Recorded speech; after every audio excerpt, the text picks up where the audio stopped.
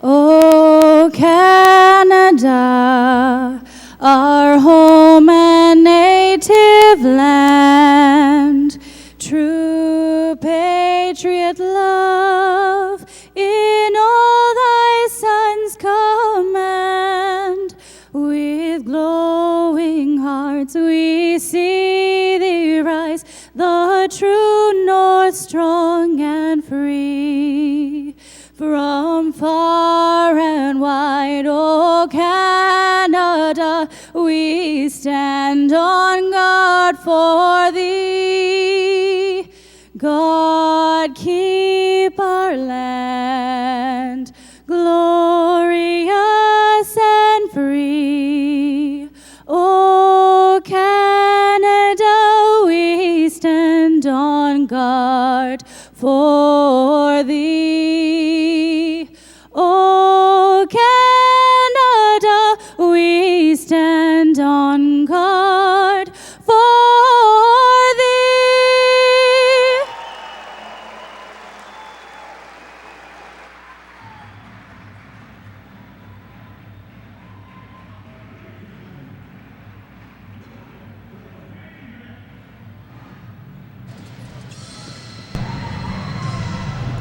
Live from the Scotiabank Center in Halifax, Nova Scotia, it is game number 2 of the NBL Atlantic Division semifinal, featuring the number 4 seed, the Island Storm, taking on the number 1 seed, Halifax Hurricanes. Last night, of course, was kind of a bit of a surprising night here in the Atlantic Division.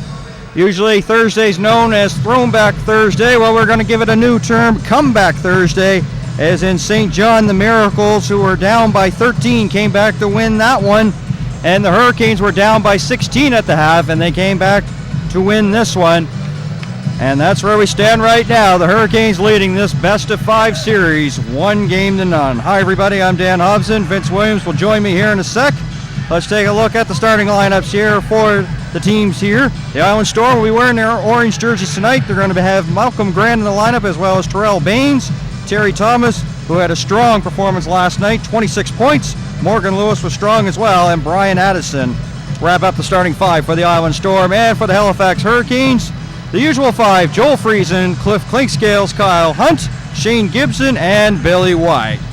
So, of course, Vince, game number 1, went to the Hurricanes. They had to come from behind to do it, and it was kind of a little bit of a demoralizing loss there for the Island Storm. So let's get your thoughts and your keys on this one here, game number 2 of the Atlantic Division semifinal. Absolutely, Danny. It was an absolutely heartbreaker for the Island Storm. They played 46 minutes out of the 48. It was a perfect game plan for Coach Salerno and the Island Storm. They came out strong in the first quarter. They led after the first quarter, and they carried it over into the third. Just couldn't get it done in the third. That's when the light switch came on for the Halifax Hurricanes. The Hurricanes did an outstanding job defensively pressuring the Island Storm, forcing turnovers, getting good looks in the open floor in transition, and they were knocking down shots from beyond the arc. That was the key down the stretch. And then down the stretch in the fourth quarter, they took over. One guy in particular took over for the Halifax Hurricanes, and he's been doing it all season long, and that's Justin Johnson, the reserve guard, coming off the bench, the leading scorer with 17 points on the regular season. So tonight, with the short layoff, coming right back at it, no time to really hang your heads, the Island Storm have to refocus and regroup and try to get back to the type of basketball that they played in the first half of the basketball game last night, if they're going to be able to get a split here in this 5-game series. And it's going to be a tough one, of course. We talked about their short bench carrying 11 people, and Posthumous, of course, had a shoulder injury, Rashad Wack as well, and Terry Thomas, he hit the floor a couple of times. He seems to be okay as to get the first bucket of the game to make it 2-0 there. And right off the bat, going right inside, the Halifax Hurricanes like to get that inside presence going early. Billy White with a nice spin in the lane and getting a nice top soft touch there. White had a good game last night, 10 for 14 from the field, finishing up with 23 points, the high man for the Canes. Storm with a turnover here. Here's Clinkscales up top. Gibson for 3, short, and will go out of bounds, and it will be the Island Storm basketball. And to finish up on my point, the battered and bruised Island Storm, of course I said Whack with the shoulder injury. Posthumous is also hurt, and Baines hurt his lower back there, but they're both in the lineup. Baines and Thomas here. And Thomas has the ball now, watched by White up top. Coming up to the 1 minute mark here in quarter number 1. Baines now backs in on Friesen. Shot clock at 9. Baines off the glass, and Terry Thomas with the finish and 1. As Nate Saunders makes the call. He's one of the officials, as well as Ryan Lutz and Paul Hansen here, the officials for tonight's game. 2-2 is the score here. 10:57 to go here in the opening quarter. Yeah, the backside rotation just not there. Wide open putback for Brian Addison, who had a tough night last night in game 1. Got into foul trouble early in that first quarter.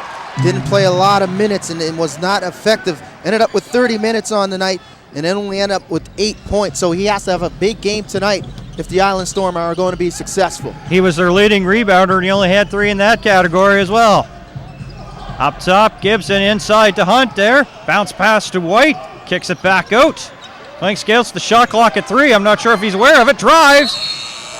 And foul there by Brian Addison. And Joe Salerno looks up to the sky in frustration there. And foul trouble has been a little bit of the Achilles heel last night. And Brian Addison starts things here with his first early here in the opening quarter. Yeah, it was definitely a lot of foul trouble last night for the bigs for the Island Storm. In particular, Brian Addison, as I mentioned, 3 fouls in that first quarter. He had to go to the bench early. He was not very effective offensively.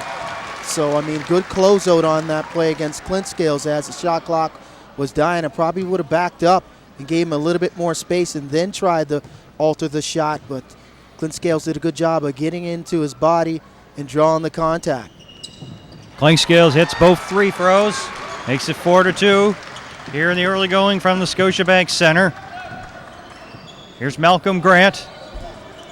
Across the timeline to Morgan Lewis. Strong game last night, Lewis did. Back to Grant once again. Screen set by Addison. Bounce pass to Addison from the elbow to Strong. Long rebound. Gibson gathers it up and dumps it back to Clinkscales. As we come up to 2 minutes gone here in the opening quarter. Here's Hunt. Up top, Clinkscales. Bounce pass inside to Hunt now. Shot clock at 12. Gibson, up fake. Clinkscales with the shot clock at 7 now. Over Grant, short. Thomas with the rebound and quickly in transition there. And there's the transition foul there called by Paul Hansen. Called on Cliff Clinkscales to be his first. Good defensive set, and that's set there by the Island Storm, forcing that tough shot from Clinkscales from distance. Good job of rebounding and getting into the open floor. That's the type of flow that they had last night early in the first quarter, and it's starting to pick up a little bit here in this game number 2 as Terry Thomas was able to knock down that mid-range jumper. Thomas was very good last night for the Island Storm offensively, looking to continue the hot shooting here in game 2. Clinkscales swings it over to Gibson. Friesen now. Air ball. Addison with a rebound. Gives it to Grant now. Coming up to 3 minutes here. And a steal there by Friesen now. Hands it off to Clinkscales. Quickly up to Hunt. And he's fouled there. And the foul will be going against Baines. Be his first. Yeah, that was a beautiful lob pass there by Clinkscales. Always looking to push the ball ahead and get it to the head man. And Kyle Hunt doing a good job of running the floor, as well as Billy White following the lanes. As you can see the contact in the replay there, but Joe Friesen got it started on the defensive end with the steal. Hunt now hands it to Clinkscales up top. Shot clock at 10. Inside to Hunt, drives in the paint. A little bit of a finger rolling in. Kyle Hunt getting things going here. That's what I like to see. Stay aggressive, continue attacking the basket and driving to the basket and putting a lot of pressure on Brian Addison. Force Addison to play defensively. And he's going to have to watch himself tonight. He doesn't want to get into that foul trouble that he did in game 1 where he was unable to be a useful asset for Coach Joe Salerno and the Island Storm. So you would think that the Halifax Hurricanes would try to get the ball inside, and Kyle White did a good job of taking Brian Addison off the dribble. Addison goes to the line. Bit of a struggle here, the line is 48% and short on the first one there. Of course, he had a chance to complete the three-point play and didn't succeed earlier in the ball game. Got to make free from throws. the line. Free throws are very important on the road, especially if you're the the road team. If you're trying to steal a win here, you have to make free throws. Can't turn the basketball over, and you got to make free throws. Gets that one to go. Makes it 6-5 here. 8:37 to go in quarter number 1. Hurricanes lead the best of 5 series, an all-important game here for the Island Storm, but they are relaxed. And an offensive foul called here. And it's going against Kyle Hunt, and that's going to be his second. Must-win situation for both teams, especially, when you're talking about games in the playoffs, every game is a must-win situation. But in particular, the Island Storm do not want to go back to the island being down 0-2. Even though they'll be in the friendly confines of the Eastlink Center, they would like to get a split here, especially going back and being able to play in front of their fans and give themselves an opportunity to close this one out. Both teams exchanged one and dones there. Addison now swings it up top to Thomas. Shot clock at 14. Drives now. Thomas. Nice hook shot and in. Continuing his hot play from last night, Vince. Absolutely, Danny. Continue to be very aggressive. I like that from Terry Thomas. A nice hook in the lane there, not settling for the jump shots and attacking the rim. He's got to continue to do that. He's going to be very effective tonight. He's had 2 solid games against the Hurricanes. As a deep 3 there by Shane Gibson gets the crowd going. It's a tough task guarding Shane Gibson. That guy can shoot it from distance. Good shot by Gibson. He was on fire last night with some huge numbers from beyond the arc. He was 5 for 9. 4 of them were big in the third quarter in game 1. So he's continuing that hot shooting, looking to get his shot off early and be effective early for the Canes. Terry Thomas missing there. Here's Gibson now. And a foul going to be called on Morgan Gibson. It'll be his first. So the officials are calling a little tight tonight. Not like last night. They were letting both teams play. A lot of contact was occurred early in the game, and particularly in the first 24 minutes. Got a little tight down the stretch in the fourth, but they were pretty much letting both teams play, and both teams not in agreement with the type of foul calls that they've been making so far.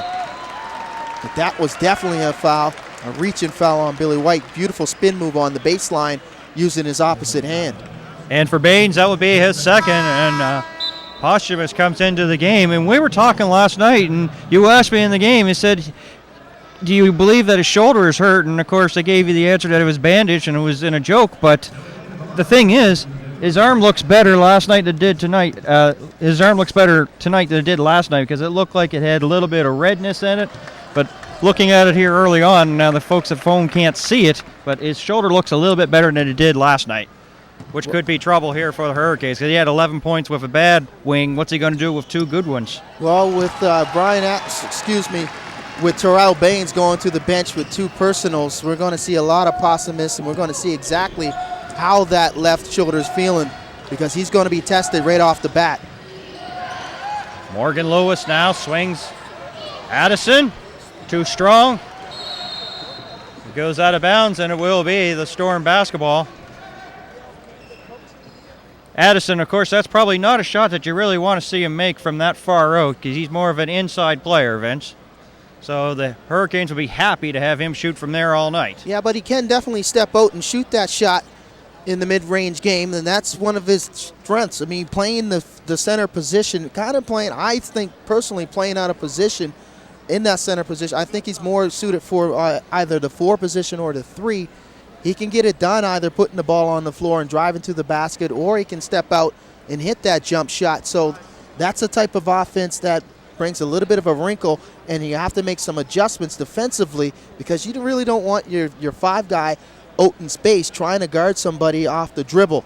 He's going to be in trouble, and it gives him a slight advantage to the ball handler, that is Brian Addison, because he can put it on the floor and he can get to the rim, and he's pretty good ball handler and usually doesn't turn it over.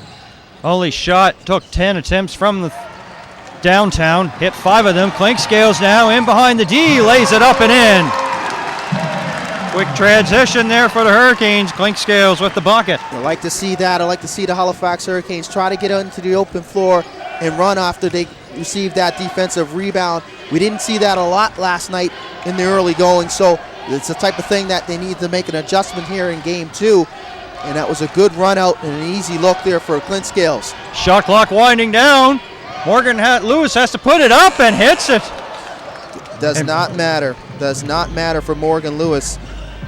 The only thing that slowed down Morgan Lewis last night was the foul trouble. If he didn't get into foul trouble, he would have definitely had a bigger night shooting from distance. He had a hot night, one of the high men for the Island Storm as well. He was 10 for 17 from the field. White attracts a couple of orange jerseys and then left Hunt with an easy layup. Makes it a 4-point game, 14-10. Grant, Lewis, watched by Friesen. 5:25 to go. Lewis there. And once again, he's continuing his hot play from last night. Got it dialed in, absolutely dialed in. 24 points, 6 rebounds in 34 minutes last night. Morgan Lewis, definitely a guy that Coach Salerno's going to lean on in game 2. You can see the sense of urgency. You can see he wants to get this W, and he's doing everything he possibly can to help the Island Storm win this. Clinkscales with the bucket there. Once again, 4-point game, 16-12. Addison now. Lewis short on that one, but Addison with the ball and a new 24 for the Island Storm.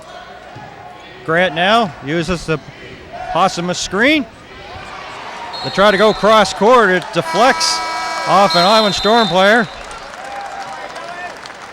As we have a timeout on the floor with 4:39 to go here in the opening quarter. And Vince, earlier today, the NBL released its award winners, and a couple of Halifax Hurricane connections here came up with an award. One of your favorites, Mike Glover, the 6th man, and of course the Coach of the Year, Hugo Lopez. And that was pretty easy when you win 2 Coach of the Month awards. That makes it pretty well hands down winner in that category. Yeah, it's not, as you said it, I mean, it's not very hard to figure out who would be the Coach of the Year. I mean, with the best record in the league, the best standings, number 1 in the Atlantic Division, number 1 in the NBL Canada, must-deserve rewards for Coach Lopez as well as Mike Glover. Congratulations, an outstanding inaugural season for the Halifax Hurricanes team in a whole. The whole front office staff as well as the volunteers should definitely be congratulated for a well-run regular season and hope that the success continues into the second half of the season, into the playoffs. So they have a good chance. They're set up to be successful here if they can continue to be consistent, continue to pay attention to detail, and make sure that they clean up the things that they need to clean up defensively. We talked about it all season long. They're able to play a solid defensive game, guard the pick and roll, make sure that they're rotating and closing out, not giving up a lot of second chance opportunities, taking care of the basketball offensively, not turning it over, getting quality shots, quality looks from their players, getting the ball inside and out. If they don't deviate from what they've been doing all season long, they'll be in pretty good shape to get there and fight for the championship first, the Atlantic Division championship, and then on to the championship, the NBL championship, the league championship. So, I mean, a good regular season, but you like to get those accolades, but the championship, winning the big prize, is more important, Dan.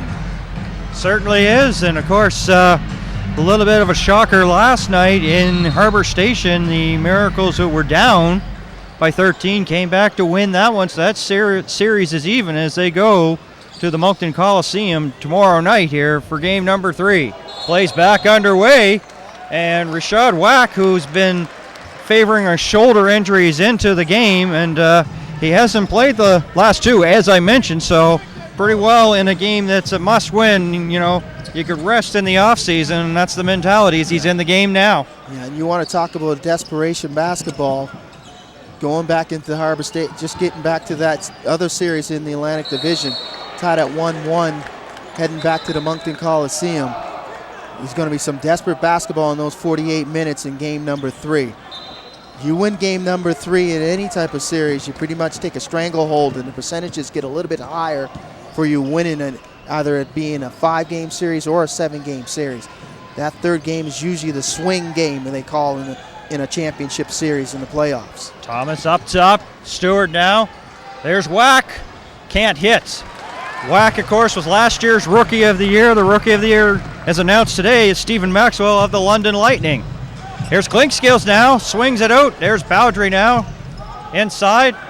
Ball's on the floor. Glover now with the ball. Up top. Swings it. Up fake there by Clinkscales. Gibson for three. Can't hit. And Clinkscales with the rebound and a new 24, much to the like of the Scotiabank Center here. 3:25 to go here.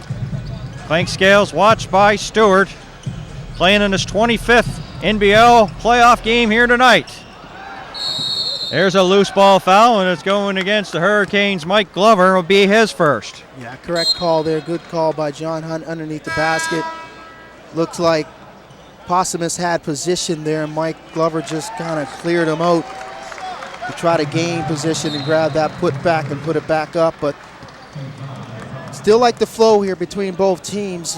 Hurricanes are definitely playing a lot better than they did in the first quarter last night, surrendering 32 points and only garnering 22 themselves, being a 10-point deficit after 12 minutes. So right now they're in pretty good shape, doing a good job defensively. Points in the paint early here for the Canes, 10-2. White to inbound here, 2:53 to go. Shot clock at 21. No surprise there with the point differentials in the paint. Usually a lot of those shots come in bunches, especially when they're getting touches by their bigs. That is the Canes. Especially when Mike Glover's on the floor. They try at least every trip down to give him one good look and one opportunity to do his thing. Deep three there by Shane Gibson. Gives the Hurricanes their largest lead of the night, 19 to 12. For Gibson, gives him 6 points. Here's Bertrand, who had a very solid fourth quarter there for the Island Storm last night. Up top to Thomas. Shot clock at 10. Watched by Bowdry. Thomas for three, in and out. And White with the rebound. Quickly up to Johnson now. Coming up to 2 minutes left here in quarter number one. There's White. Blows by Bertrand, lays it up, can't get the finish. Glover with the putback attempt. Doesn't go, but he'll go to the line. That's a tough defensive matchup for Joseph Bertrand, trying to guard Billy White in space. Nice spin move on the baseline as he was able to get a little bit of the contact. Couldn't get the shot to go, but Mike Glover once again gaining great position and getting that putback, drawing the foul. Now he'll go to the line to shoot two. And that forces Possumus to the bench and gives Robert Nortman his first opportunity to battle down low with Mike Glover. Robert Nortman had twice this season, had season highs in 5 rebounds, both against the Halifax Hurricanes in games this season. But he's going to give Posthumous a rest here. Glover at the line, 70% this season. You see Coach Salerno getting guys in and out. 9-point lead. Used a lot of minutes last night. The reserves did play for Coach Salerno over. You can see, if you take a look at Bertrand, he played 24 minutes last night. Nortman had 16. Stewart had 23. Possumus had 25. Alex DeRoche only had 3 minutes and 22 seconds, but a lot of minutes by the reserves last night because of the foul trouble. So you would think that they're just a little tired and being on the road, not being able to sleep in their own bed. And that plays a key role and a key factor when you're playing a back-to-back in a playoff game. Blocking foul called against Glover, his second. There's Nortman there. Can't get the finish. Bowdry with the weak side rebound there as we come up to 95 seconds left here in the first quarter. 9-point lead now. And Johnson's going to be called for a travel. And you could hear what the Scotiabank Center fans feel about that one. I would like to take a look at the replay. That's a rarity. You rarely see Justin Johnson he's turn looking the up for it basketball now. over. He's taking a look up at the screen. See if we can get a replay. No replay coming, and here it comes. Here we go. 1, 2. Yeah, that looks like a good play there. A nice Euro step, a step through there, and it didn't look like he took 3 steps. It looked like 2 steps that he took. There were 2 big steps, but nevertheless, it didn't look like a violation. Turnover there, and then in transition, Whack with the foul there. That's his second. Now they'll bring Morgan Lewis back into the game. So a couple of players with 2 fouls here, Baines and Whack. Yeah, the Island Storm can't afford to go down big in this first quarter. They got to keep this close. 9-point game, 21-12 here. Minute 15 to go. Here's Glover. Up top to White. He's watched by Bertrand. They'll swing it to Johnson now. Shot clock at 10. Inside to Glover. One-on-one against Nortman. Drives, fouled.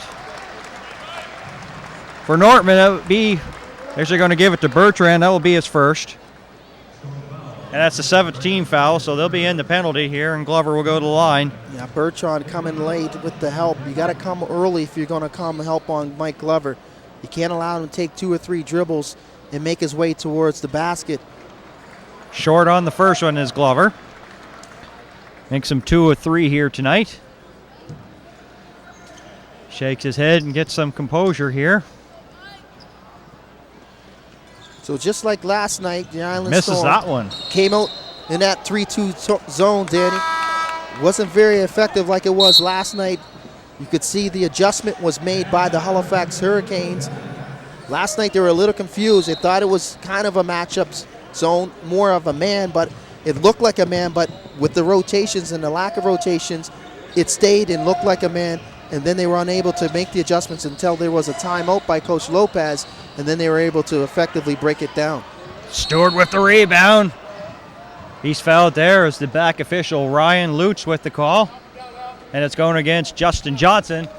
And that's the Hurricanes' 7th team foul. So both teams are in the penalty for the remaining 43.3 seconds left. Stewart to the line. This season, Stewart 71%, 32 of 45. Stewart played his high school basketball with Manly Career Academy from Chicago, Illinois. 21-13 is the score.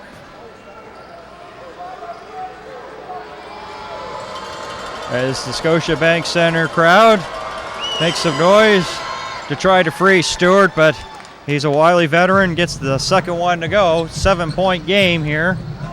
21-14, 38 seconds left.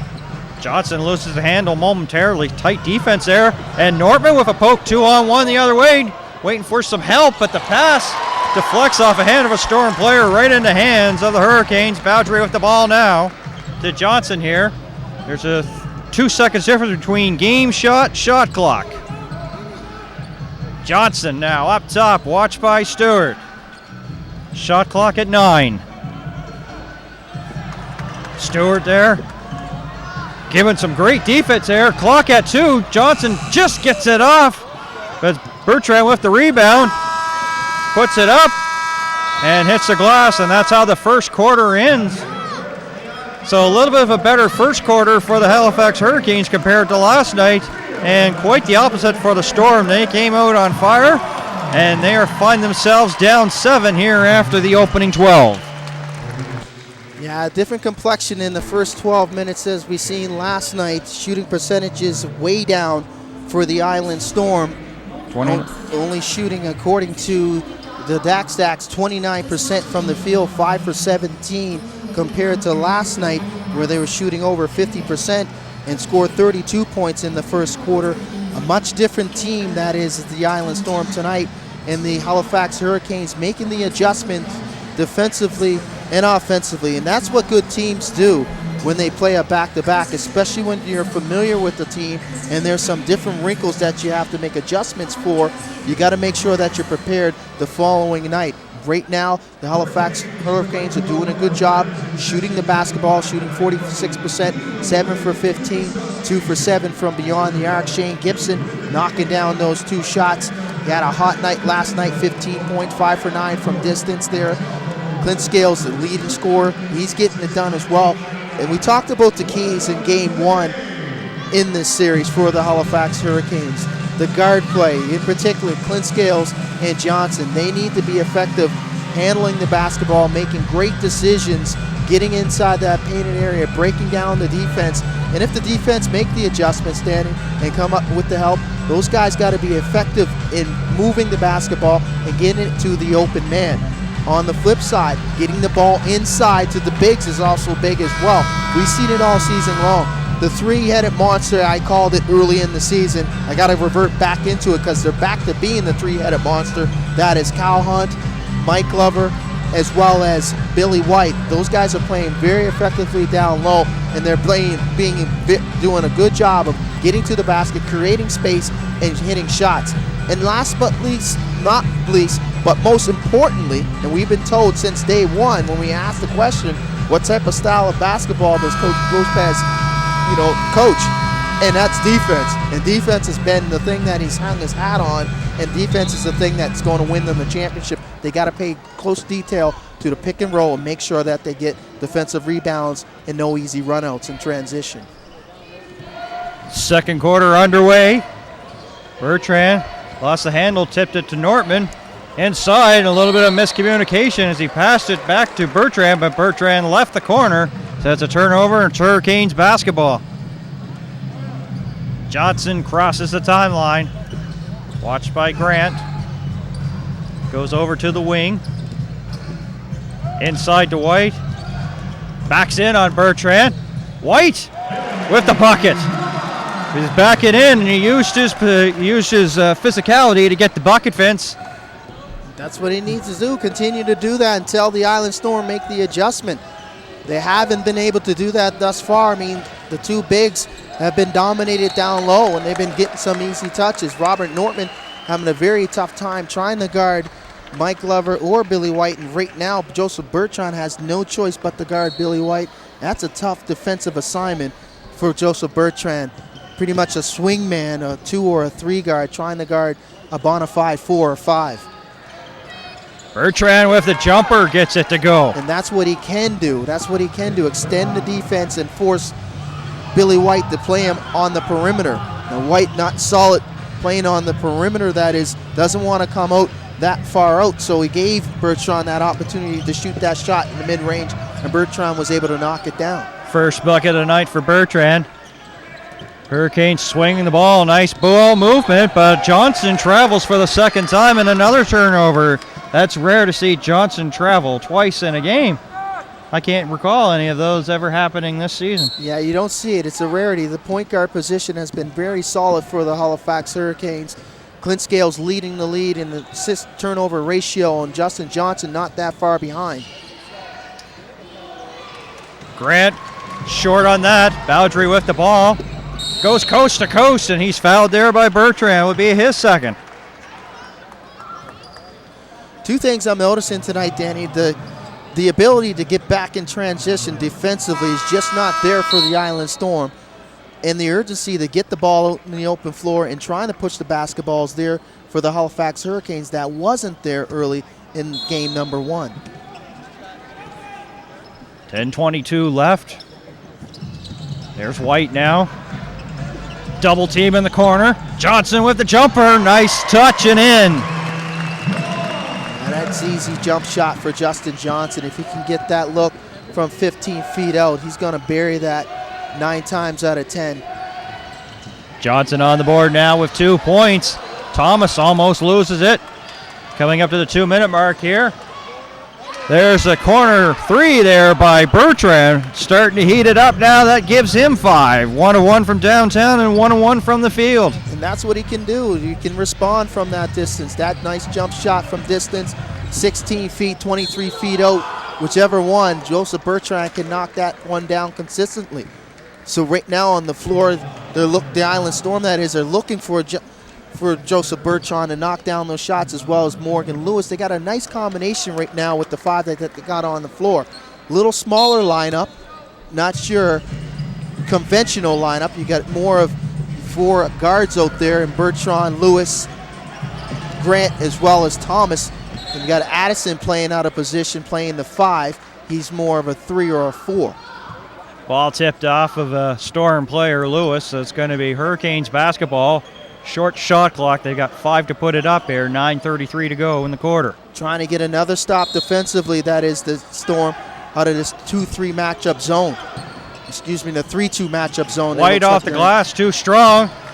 Gets the ball in a new 24 as White follows it up and lays it in. But when you play a 3-2 matchup zone, you give up those long rebounds and you give up space. So guys can get easy rebounds underneath the basket if they are unaccountable for. So that's what you give up when you play the 3-2 matchup zone.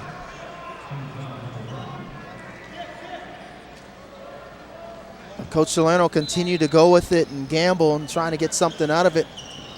Had a couple stops, was kind of successful early in the second quarter, but you can see the adjustment that's been being made by the Halifax Hurricanes as good ball movement, and when the shot doesn't go, when the shot is gone up and it's not made, they're crashing the boards on the backside where the rotation is not there to be effective and actually block somebody out, and somebody's always going to be open on the backside. If you send 3 guys to the glass and you only have 2 to block them out, one of those guys are going to come up with the rebound. Lewis 62% from the line this season. It's the first one to go. Of course, Game 3 of this series will be Sunday afternoon at 2 o'clock. And, of course, you can watch it here as Shanika Reddick will have the call here on NBL Canada YouTube. And, of course, fans, there's going to be a fan bus going up. $51 gets you a seat on the bus as well as a ticket. Contact the Hurricanes office 902-473-1846 or info at halifaxhurricanes.ca. Speaking of the Hurricanes, they had the ball. And a jumper there by Justin Johnson. Keep doing your thing. I like that. Just come off 9-point lead. Nobody's going to show, and Justin Johnson is taking what the defense gives him. Here's Thomas now, drives through the trees, can't get it to go. Addison there tried to put back, can't get it to go. Glover comes up with the rebound, hands it off to Johnson now. Brings it in, kicks it back out. Inside to White. Backs in on Bertrand. We've seen that matchup.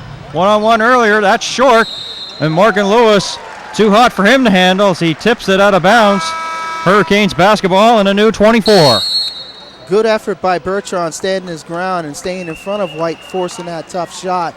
Just unlucky and unable to get that rebound. And last touch by the Island Stormer to give the Hurricanes another opportunity, but the efforts there just doesn't look like a lot of energy tonight being displayed by the Island Storm as they did in the first 24 minutes last night. You want to talk about the difference between Game 1 and Game 2. You can see it, and you can see that Coach Salerno is trying to get some answers and trying to find a combination that works right now, going to the smaller lineup against the Hurricanes and see how effectively that can work out for them and try to stay out of foul trouble so they can have their main guys going into the third and fourth quarter where the game starts to get a little bit more tighter and calls get a little bit more tighter, and then you want to have those guys on the floor and not in any type of foul trouble where you can't effectively use them. Have a timeout on the floor. 9-point game, 8:27 to go here till halftime. And what we're talking about, you're saying that the Island Storm are a little bit flat. I would think that probably it could be a little, the factor could be what they were in a race for third place. And that could, all of a sudden, that's a grind. And then all of a sudden, you get here to playoffs, do you have anything left in the tank? Especially when you only have 11 players. Is that a possibility?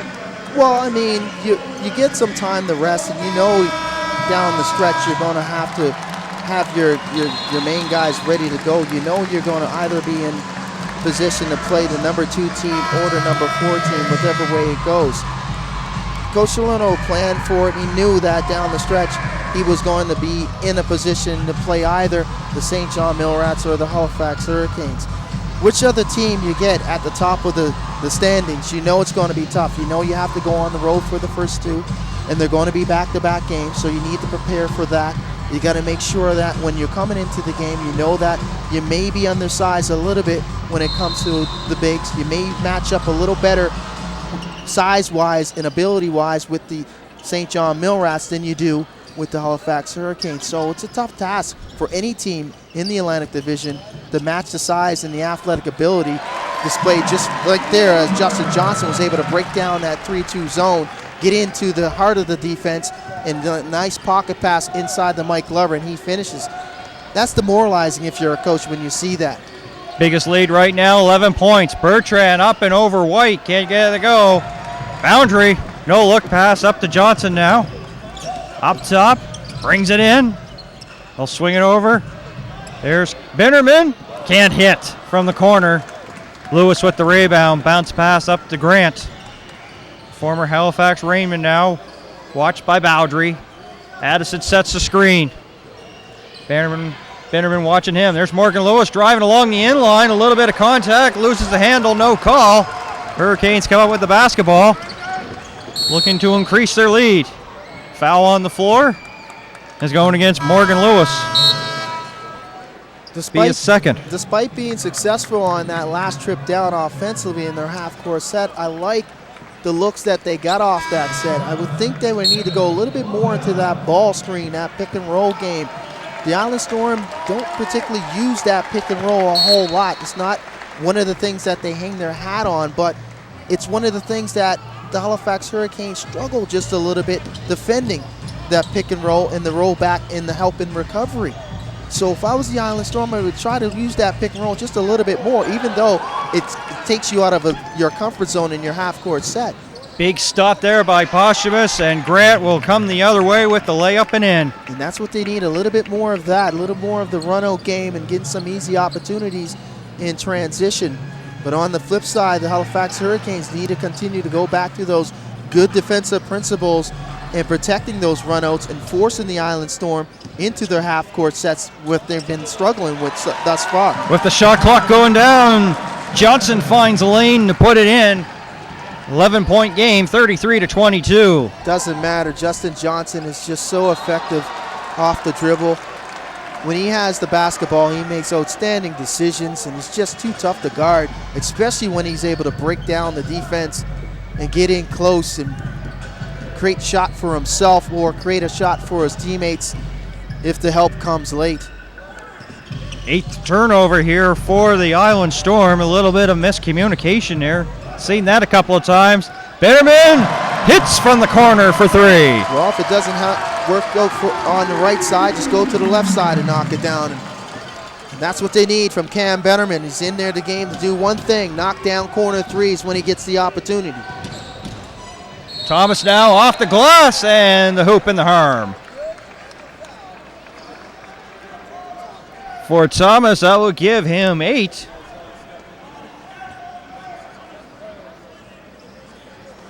And the foul will go to Kevin Loisel, one of the 2 Hurricane players that actually has playoff experience here.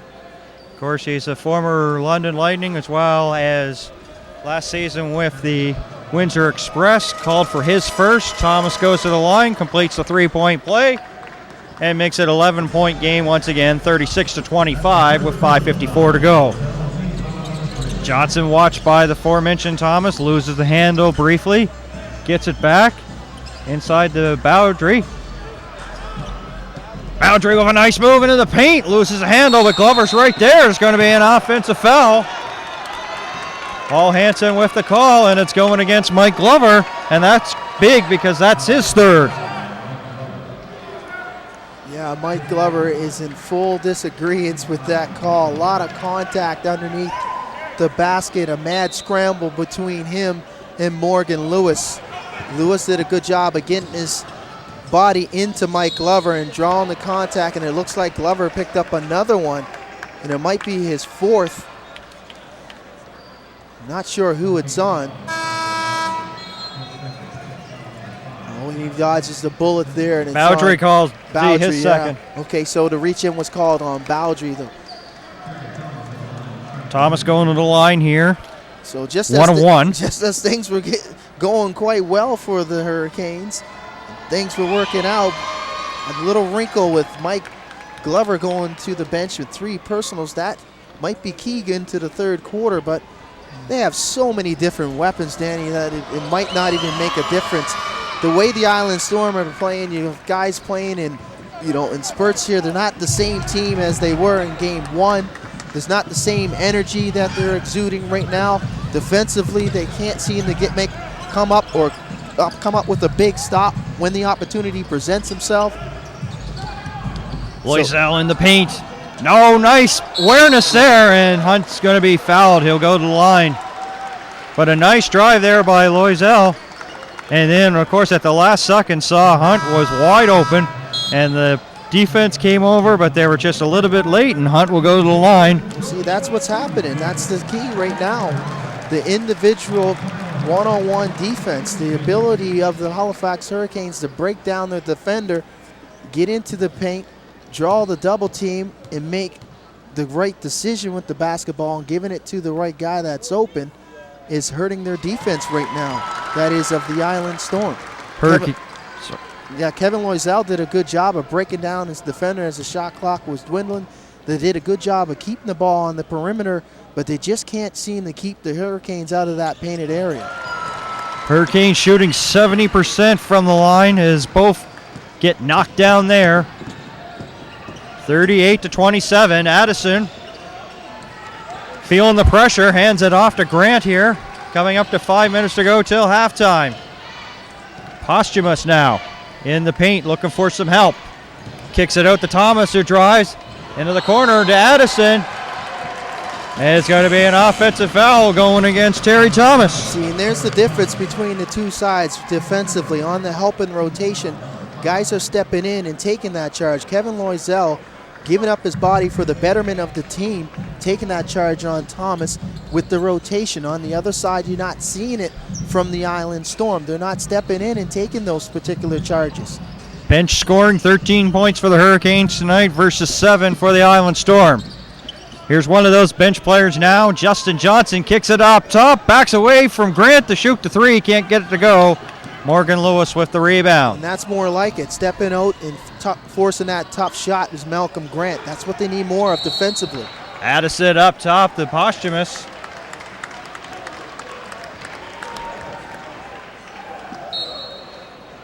Turnover there. It's going to be Hurricanes basketball. 11-point game, 4:16 to go. Not even sure what that call was. Looked like it may be a 3-second violation or a traveling call on Posthumous. Yeah. But an opportunity, another missed opportunity after a good defensive stop. Posthumous with the turnover. Thomas drives. Grant rejected. And the Hurricanes are coming back the other way. They got numbers, 4-on-3. Gibson now drives in the paint. No look pass to Hunt. Posthumous right all over him. Hurricanes had the ball. Shot clock at 13. Loisel drives off the glass and in. That excites the Scotiabank Center crowd, Vince. Yeah, the energy is just being sucked out of the Island Storm right now. I'm not sure if they're still thinking about game one, where they pretty much had the game in the 46 minutes that they had it, and the last 2 minutes, the game seemed to get away from them and they lost it down the stretch, but they're not playing the same type of ball game in game number 2 as they displayed in game number 1, and it's hurting them right now. But the adjustments, great adjustments have been made by the Hurricanes. They came out with more sense of urgency. They didn't want to go into the halftime break after 24 minutes, being down 16 points, having to fight back once again. So you can see that I'm not sure what was been said during the shoot-around or the pregame, whether it was the leaders of this team saying something like, we need to pick up our play. We need to play Hurricane basketball the way that we've been playing for the regular season and carry it over to the playoffs, because we shouldn't be in the position being behind 16 points against the 4th place team, a team that we've beaten 9 times out of 11, and we've beaten 6 times at home. We shouldn't be behind these guys in a playoff situation. It's a 5-game series.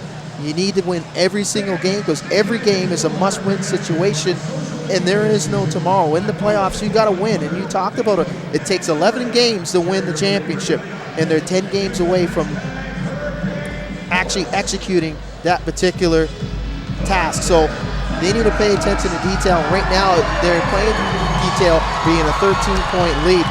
You know, there's not much they can say. You can see it's indicative in their game. They're just outplaying the Island Storm right now.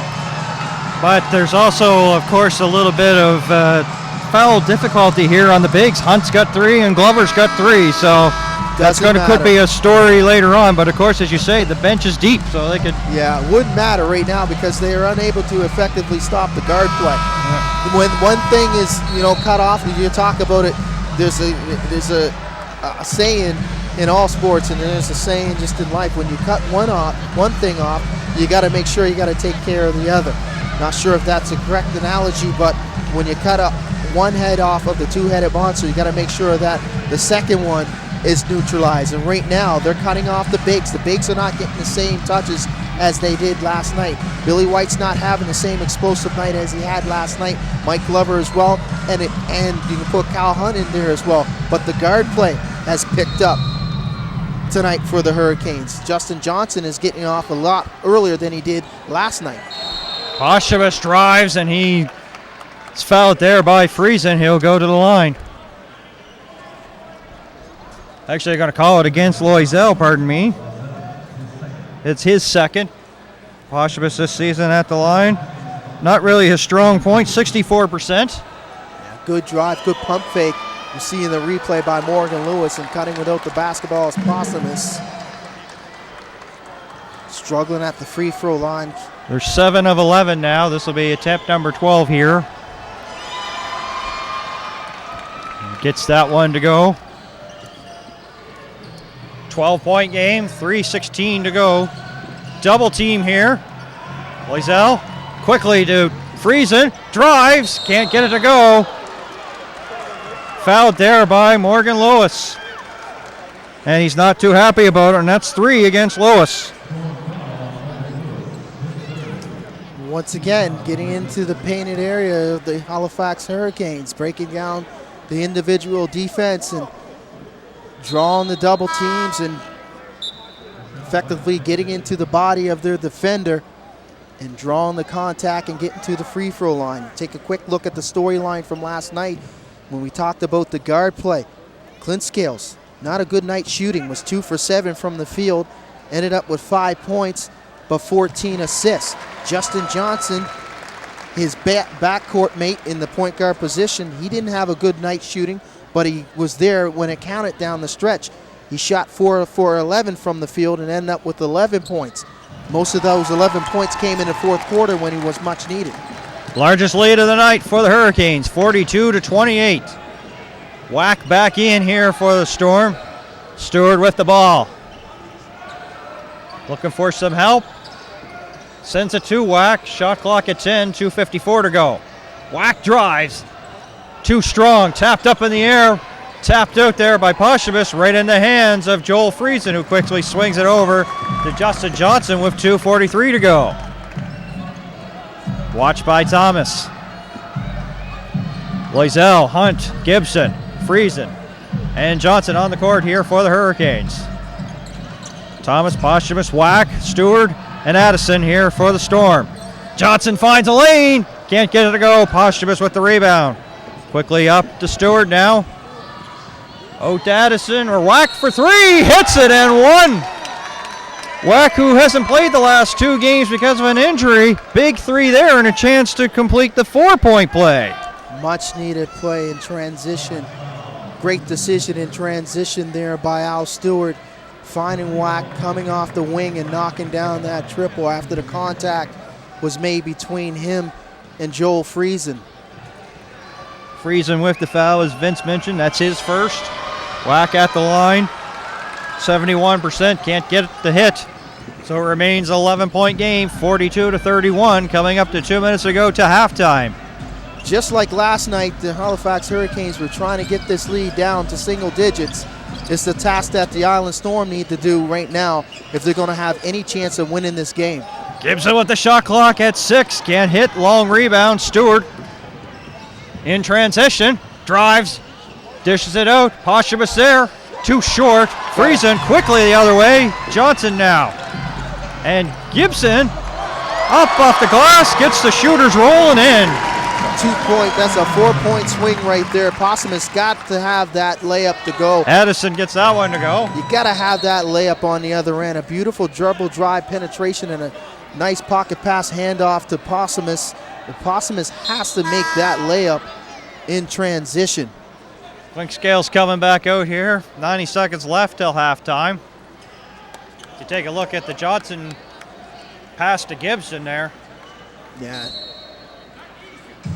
That wasn't an easy reverse layup with the left hand by Shane Gibson. Not only can he knock it down from 23 feet out, he can finish at the rim as well in transition.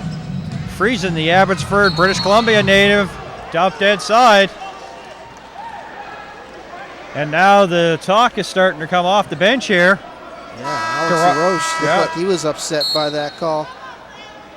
And it's not often that you see Alex DeRoche get that animated. He's usually a big ball of energy, but to use some of the language that, of course, is not meant for broadcast, and not going to be repeated, of course. He's got to take control of his emotions being on the bench. They don't need any technical fouls. In the meantime, Posthumous is called for his second. And Gibson hits the first one here, 45-33. As Ryan Lutz and Terry Thomas, not in the screen, of course, at home, have a little bit of a conversation in front of our broadcast location. Gets the second one to go, Gibson. 46-13. Thomas watched by Friesen. Up top, Posthumous. And it's going to count as a goaltend here, and it's going to be a bucket for Posthumous. And you could hear what the Scotiabank Center crowd think about it. Hugo Lopez, few words there for the crew chief, Paul Hansen. Once again, Paul Hansen, Ryan Lutz, and Nate Saunders, the officials here tonight. 11-point game coming up to a minute left to go to halftime. Clink Scales swings it. Friesen now for three. And he doesn't get it to go, so he's going to go to the line to shoot three, as Wack's going to be called for his third. Yeah, Richard Wack returned in the favor of that foul in the three-point play. Friesen unable to get it to drop, but he'll give himself an opportunity to knock down some free throws here. A tough foul as Richard Wack was caught out in space. Tried to close out, but drew too much contact. And after that first miss, it looked like a pretty good foul right now. Joel Friesen can miss the second. He's 2 of 3 now from the line this evening.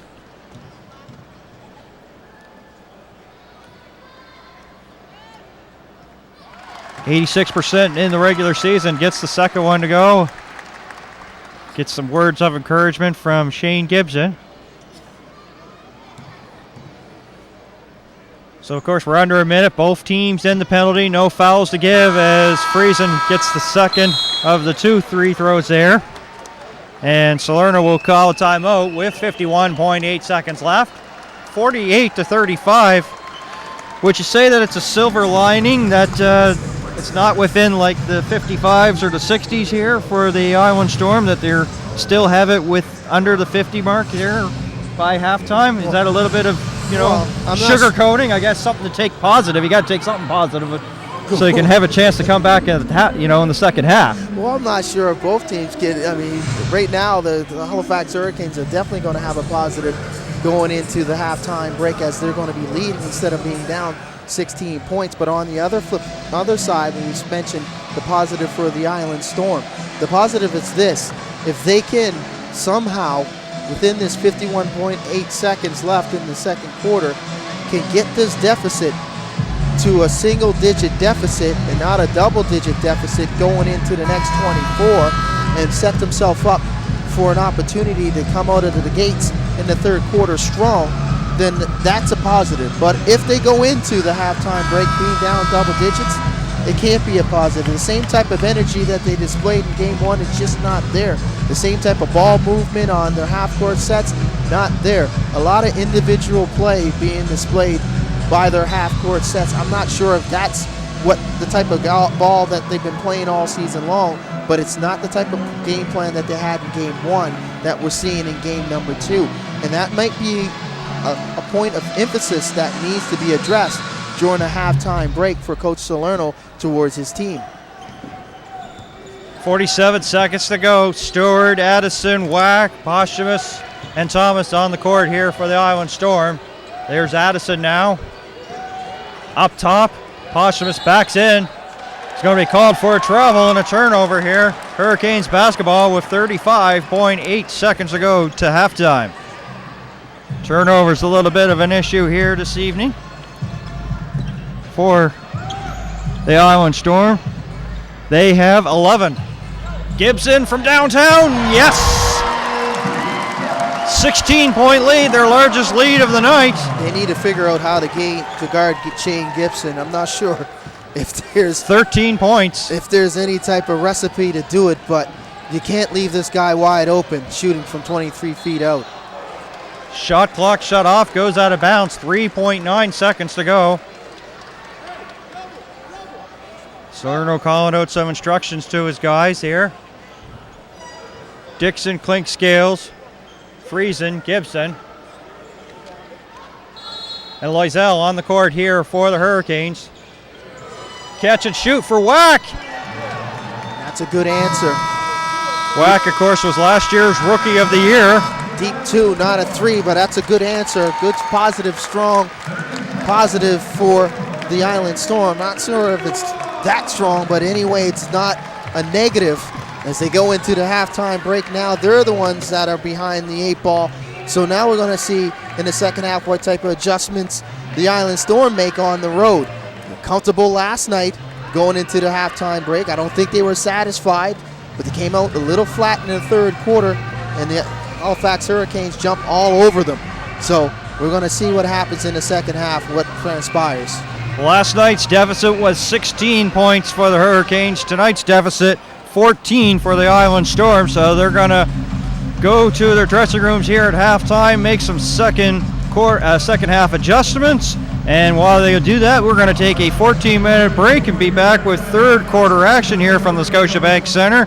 So your score at the half, once again, is the Halifax Hurricanes 51, the Island Storm 37. You're watching NBL basketball on YouTube.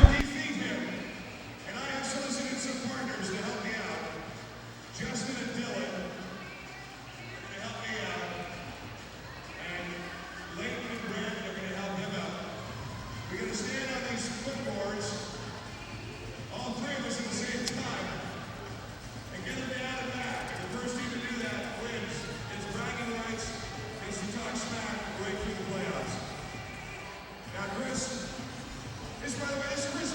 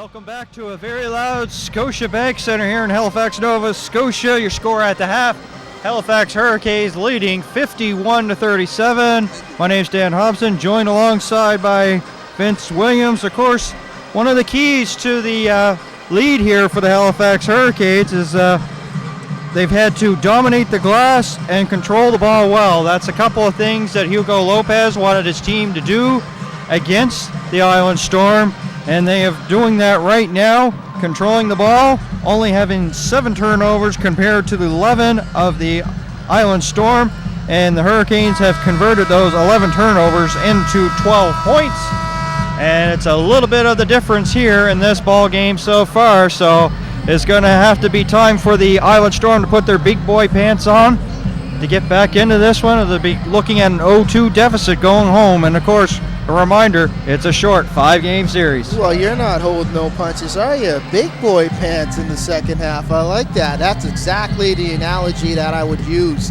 right now for the Island Storm if they're going to steal this one, because it's going to have to be a theft. Because right now, the energy that they displayed in the first 24 minutes is just not going to get it done at the professional level during the playoffs. You take a quick look at the comparison between the first 24 minutes in Game 1 to the first 24 minutes of Game 2. In Game number 1, they shot the lights out, 58% from the field. They were 54% from three-point range, 6 for 11 from downtown. They were 85% from the free throw line, 12 for 14. Turn to tonight. They're 13 for 32 from the field, 40% from the field, 37% from downtown, 3 of 8, and they're 8 for 13 at 61% clip from the free throw line. You put in the turnovers, 11 turnovers when they only had 10, but those 10 turnovers didn't hurt them in game number 1. Points off of turnovers, the differential are different tonight. Last night, the Hurricanes weren't taking advantage of those points off of turnovers. Tonight, it's a different story. Second half underway here. Clinkscale's on the court, as well as Gibson. White, who has the ball now, up and over Addison, can't hit. Weak side rebound there by Posthumous. So once again, Gibson, Clinkscales, Hunt, Friesen, and White, the starters here for the Hurricanes. And the starting 5 for the Island Storm are here, with the exception of Posthumous, who has the ball, bounces in and out. Long lead, pass up to White, off the glass and in. So give Billy White a couple more points here this evening. Yeah, that's Billy So White. gives him 9 on the evening. In 16 minutes played in the first 24. Here's Thomas now. Too strong. And Friesen comes up with the ball. Quickly, 3-on-2 the other way. Clinkscale, so a little bit of contact and gets the ball to go, knocks it down. Yeah, not the start that Coach Salerno was envisioning coming to this halftime break. 4-0 run for the Halifax Hurricanes. Easy runouts in transition. Largest lead of the evening, 18. Posthumous.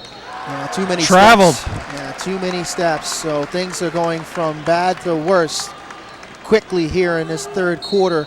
First 5 minutes are very pivotal for the Island Storm if they're going to stay close in game number 2, because things are starting to get out of hand, and they might get out of hand quite quickly here. We might see a blowout if they're not careful. Gibson with the ball, drives, bounce pass over to Friesen in the corner, up fake. Gets by Lewis, and a nice touch there by Joel Friesen to knock it down. And it's once again the largest lead, and Salerno has to use a quick timeout here. We haven't even reached the 2-minute mark, and it's a 20-point game, 57-37. Yeah, he had no choice. A 6-0 run at the start of this third quarter. Joel Friesen with the beautiful left-hand teardrop going to a strong hand, taking his defender off the dribble, and baskets are becoming easy, not challenged at all. A couple runouts in transition, easy layups. Started that 6-0 run, and Friesen on that. Nice dribble drive penetration forces Coach Salerno into a timeout. And I'm not sure what he's going to be saying to his team right now. I don't know if we basically try to get back into this on a positive nature, chip into this. There's no such thing as a 20-point possession. So you're going to have to do it one possession at a time, and it has to come on the defensive side of things. They need to find a way to stop the Hurricanes from getting easy opportunities, either in their half-court set or in their transition. They can't allow these easy runouts and have easy layups going back the other way. They need to find a way to get it done and get some quality shots offensively. They need to find some offense in their half-court sets. Good ball movement, good penetration, and decision-making is going to be a key for them as well. They need to do that if they're going to be successful here in trying to cut into this deficit. But right now, they have a lot of heavy lifting to do, and if they're not careful, this could get out of hand a whole lot more than 20 points. And of course, last night it was the third quarter that gave them difficulties. They were leading at the half, and the Hurricanes got back into it. Their last 5 games for the Iowa Storm, 4 of them have had really bad third quarters, giving up 30-plus points. And right now, they're going to have to, stop the bleeding here and make sure that doesn't happen now. And as you said, it's a 6-0 run here. 20 points down, 57-37. Nice ball movement here by the Iowa Storm. Here's Grant now, double team. There's Norman now. Shot clock at 4. Thomas drives. Clock at 2, off the glass and in. That's a good, strong move. Great decision by Thomas in finishing at the rim. But to finish that thought, you talked about the third quarter struggles for the Island Storm.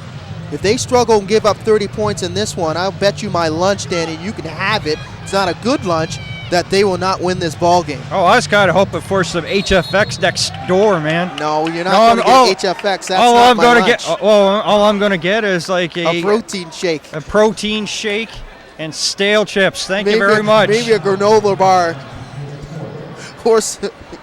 Granola bar. But if they give up 30 points in this third quarter, you might as well throw in a rice cake too while you're at it. Yeah, it'll be done. They need to get some stops here defensively. They need to dig in. It all starts on the defensive end, but I did like the last possession offensively with the good ball movement in the finish at the rim. Little unlucky there by Malcolm Grant, not able to get that reverse layup to go. Coming up to 3 minutes gone here in quarter number 3. 57-39. White with a deep 3, too strong. Tapped up. Hunt gets the ball in a new 24. Quickly driving towards the hoop was White, and he's fouled there by Morgan Lewis. Would be his 4th. Tough defensive matchup for Robert Nortman, trying to block out Kyle Hunt, giving up at least a couple inches there as Robert Nortman is compared to Kyle Hunt. Couldn't come up with that defensive rebound, and then Billy White doing a good job of not giving up on the play, moving without the basketball and cutting towards the rim as Brian Addison kind of fell asleep defensively, and gives Billy White an opportunity to go to the line and shoot a couple free throws. White misses the first one, 1 of 2 tonight. Makes it 1 of 3 now. And of course, White, free throws, not really his best friend, 71% this season. 66 of 92 coming into the playoffs. Gets that one to go, 1 of 2. They're doing a better job give him 10 points for the free-throw line tonight. First 24 minutes. 13 to 17, yeah. That's pretty darn good, 76%. They struggled in game number 1, and that was a thing that we were looking at that might hurt them down the stretch, and it ended up not coming back to bite them as they were able to escape with that game 1 Thomas victory. With a push-off that gets away with it. And the 3 there by Malcolm Grant. Okay, that's a nice ball rotation and a nice jumper from the mid-range for Malcolm Grant. So you can see Coach Salerno is going to the smaller lineup with 2 point guards on the court right now, Malcolm Grant and Rashad Wack. White up top, over to Gibson. Gibson drives, too strong. Nortman with a board. Got a turnover there.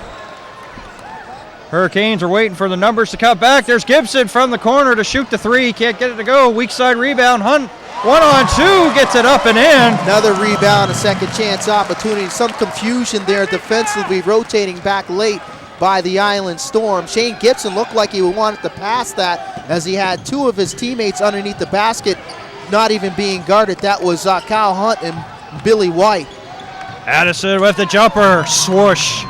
Nice to see Addison getting going here. Well, Dan, that's gives what him he can 7 do. points. He can step out and shoot that jump shot, and that's a tough matchup defensively if you got a 5 trying to extend out in the mid-range, and Brian Addison can hit that jump shot on a consistent basis. But it's all about ball movement and get him that touches in space. If you come down and you're just trying to do the one-on-one thing individually and not moving the basketball and not moving the defense, then the defense is going to have the advantage. They're going to be able to double team and make it tough on the offense. 60-44, 16-point lead. Largest lead has been 18. And the foul going to Joel Friesen will be his second. It'll be the second team foul for the Halifax Hurricanes here in quarter number 3 with 7:14 to go. Thomas to inbound over to Grant. Addison also on the court here. Nortman and Wack, who's got the ball for 3. Yes. Here, just what the doctor ordered. Beautiful, beautiful penetration, a kick out from beyond the arc by Malcolm Grant. And Rashad Wack, weight and rhythm, knocks that shot down from distance and forces a timeout from Coach Lopez, and he needs to make adjustments defensively. So that's the response that the Island Storm have been waiting for. That's the type of response I've been waiting for all night long, that type of pushback. Now the light might be on for them here right now, be able to cut into this deficit, then get a little bit more defensive pressure and get a little bit more stops and dig in defensively and come back the other way and display that same type of offense where they're moving the basketball, guys are penetrating into the painted area, drawing the double team and kicking it out to the wide open shooters. But most importantly, the shooters have to make shots. They need to make those wide open shots, and Rashad Wack was able to knock down that jumper. Malcolm Grant also knocked down a jumper, and Terry Thomas was able to get to the basket and finish at the rim. So those things are going well right now. The smaller lineup for Coach Salerno seems to be working, but for how long? How long will it be working until you need to bring in the reserves to give them a rest, until Coach Lopez makes the adjustments and the defense starts to step up and puts pressure on that offense? If there's any positives so far for the Island Storm, they're shooting 50% from downtown, 5 of 10, and Wack's got 2 of them. So that's what they're going to probably rely on, is get the ball out to Wack. And, you know, it's definitely he's been really missed in the lineup for sure. And, of course, if folks are just tuning in, he's been nursing a shoulder injury, hasn't played the last 2 games, the last one against the Moncton Miracles and their last home game against the Charlottetown Island Storm, and of course didn't play game 1 last night. So he comes out of this coming off an injury, didn't play game 1, and now we got another major injury for the Island Storm with Terrell Baines. He's forced to the bench, and it looks like he's nursing a shoulder injury. So not good positive vibes going right now for the Island Storm. But they're in it. They're in game number 2 right now. They're in striking distance. They need to get a little bit more stops to give them an opportunity to get back all the way. Clock winding down. Hunt's short, but gets a second chance and fouled on the floor. Just to follow up on your point on that, and this team is, you know, battered and bruised. They look like they're taking more of a train wreck, car wreck type thing. Posthumous's shoulder's not good. Wack's shoulder's not good. No and Baines hurt his lower back last night, and you say that he's nursing a shoulder injury now. Yeah, he's out of the game. He will not return. Tyrell Baines suffered that injury in the first quarter. We haven't seen him since. Right now, it looks like he has a bag of ice on his shoulder as he sits out at the end of the bench for the Storm. But they need to dig in defensively. They need a few more stops here and respond offensively on the other end. Gibson drives in the paint, lays it up. That's just contact by Addison and in. That's just a beautiful executed pick and roll. Nice handoff there by Kyle Hunt. Executed beautifully. Turning the corner was Shane Gibson. Gibson drawing the contact on Thomas. Thomas caught out in no man's land. The rotation came a little too late. And you can see the finish at the rim by Shane Gibson. And Gibson will go to the line and shoot that unconventional 3-point play, and he executes. He does. Gives him 15 for the night. Make it 16 now. Addison with the ball. He's got 2 fouls. Wack off balance. Weak side rebound. Hunt.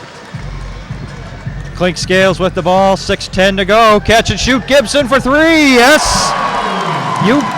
That's his favorite play all year long. And How do you not know where Shane Gibson is on the floor? And to give him the room to do the catch and shoot. My goodness, a wide open look. It wasn't definitely 23 feet. It looked like it more like 28 feet. But nevertheless, you cannot allow Shane Gibson to step into a three-point shot here at the Scotiabank Center. Addison going for the dunk, but Friesen denies it, but he fouls Addison in the process. So Addison will go to the line.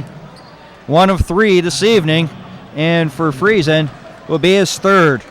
Oh, yeah, you can see the contact there. He got the ball. Joe Friesen putting his hand up right away. Full agreement with the officials here. Brian Addison trying to finish strong at the rim. Defensive recovery coming late, but just to finish up that thought, it means Shane Gibson, how do you leave a guy that open? 4 for 7 from beyond the arc. Another stellar night shooting from 23 feet out. And the game is not even over. We have lots of time left. 6 minutes in the third. The whole fourth to go. If you're going to try to fight your way back into this, you need to find a way to get some stops and figure out where the immediate threats are coming from your opponent. Once again, a catch and shoot, but too strong. A lot of contact there, but Addison comes up with the ball. And a pick off there by Gibson. Goes out of bounds, makes the play, and throws it to Clinkscales. And the Hurricanes have the ball. They swing it around with 5:15 to go. Hunt one-on-one against Nortman, loses the handle. And Malcolm Grant, Johnny on the spot, quickly up to Thomas. Backs in on Friesen now. Drives against Friesen. Loses the ball. 3-0 the other way. White had to go get it, and then when he did, he laid it up and in. Yeah, just like the third quarter of game 20-point number 1. game. Back and forth, the defensive pressure, getting turnovers, good easy runouts. Shane Gibson with an outstanding steal and save on the end line. Had an opportunity to talk to Gibson in the post-game last night after game 1. And he said to me he was apologizing for the defense that he played on tonight. And he apologized to his teammates saying that he didn't give his outstanding defensive effort that he usually does on a night-to-night basis. And he said it would definitely not duplicate in game number 2, and you can see it on that play there as he just settled out, able to get back in transition, pick it off, and save it on the end line. Too easy inbound whack, and well, he is whacked, and he'll go to the line. 4:35 to go. And we talk about one of the differences in this one. Turnovers 15-9. Island Storm 15, of course, the Hurricanes 9, and that has resulted in 18 points for the Hurricanes. And the lead is 20, so it's hurt them here as Wack will go to the line here. Yeah, 18 points off of turnovers is huge. That's way too many points off of turnovers. And if you're the road team, you can't come into another team's building if you're turning the basketball over and they're executing on the other end offensively, and you can't effectively take care of the basketball to give you opportunities to get good looks at the goal. Interesting fact about Wack, who goes to the line, his godfather is the actor Martin Lawrence, and he actually appeared in a movie with Martin Lawrence. Gets the second one to go. You're just a so if the basketball thing, he decides he doesn't want to do that anymore, he can probably get an acting job for sure. He's got the right connections. But he's more concerned about trying to get his Storm to a championship here as Clinkscales from outside hits it. That hasn't been a shot that we've seen too frequent in the first 2 games here by Clinkscales. Not been asked to do it, but he's been doing it in other ways. Distributing the basketball, being an outstanding defender on a night-in, night-out basis, making it tough on the opposition's point guard. Clinkscales has been a bright spot for the Hurricanes in these first 2 games in the playoffs. 14 assists last night. He's dishing the basketball all over the court and was a great distributor, getting his teammates involved. At one point in the third quarter, him and Shane Gibson were unstoppable and led the charge, coming back, and were able to get it done down the stretch. Nortman to the line, 53%, foul to Glover, his 4th. But the Canes have their largest lead of 22 points here as Nortman misses the first one there. Of course, Nortman wearing the gold and black sneakers. He's a product of the Dalhousie Tigers, originally from Bahamas, now makes his home in Toronto, Ontario. Do you think those shoes are from his Dalhousie days? I don't know. They're the right color. Probably doing it in tribute to his Tigers, who of course won the AUS championship. Yeah, back-to-back champions for the AUS conference, the Tigers. Here's Johnson now, watched by Grant. Turnover here, whack. Fouled there by Johnson. It's going to be a clear path foul, so it's going to be 2 in the ball. Yeah, that's the right call right there. Johnson was in no man's land, coming back the other way. The Island Storm putting some pressure defensively. Good steal. Step into the lane was Rashad Wack. Second for Johnson there. Wack getting up and trying to throw that down with the left hand. So this will allow Salerno to gather their troops here to set things up here. Wack gets that to go. Of course, he's been struggling from the line. Was 1 of 3. Now he's 2 of 4. Coach Salerno trying to find some answers. 1 of 2 that time once again. Talking to his troops and trying to figure out some defensive strategies and what will work and what won't work and how we can execute offensively and be effective doing that. So 9 points for Wack off the bench here. So a lot of answers to a lot of questions have to be made right now for the Island Storm. 3:40 left in this third quarter. Lots of time, lots of basketball left. We've seen some big deficits dwindle quite quickly. Nortman couldn't finish there, but I think Addison might have got away with an offensive foul. It's getting to that point where the referees have decided to take the air out of the whistle here. A couple of ones here that's been turned aside. Well, yes, exactly. That's going to be my other point is, it should have been that way from the opening tap.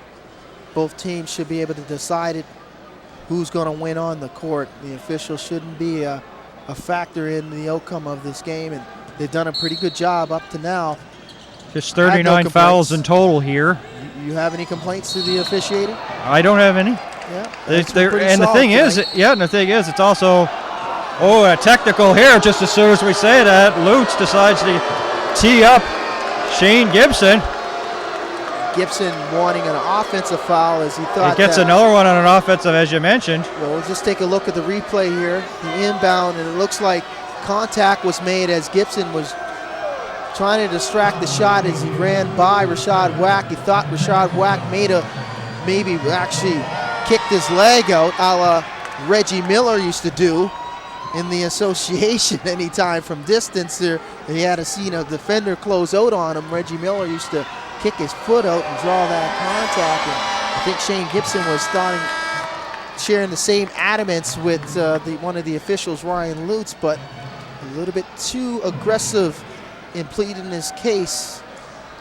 And that's not the nature of Shane Gibson. He's a really nice guy and just basically was trying to display his displeasure for that call. And a tough call nevertheless. And an opportunity here for the Island Storm to take advantage. One of the advantages that they haven't been able to take advantage all night long is getting points off of turnovers and miscues.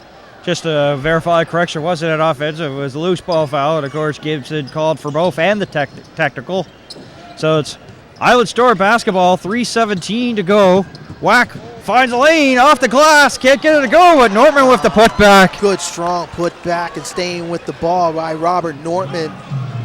So the energy level is starting to turn up now for the Island Storm. They need a little bit now. They need to dig in, get a stop here. But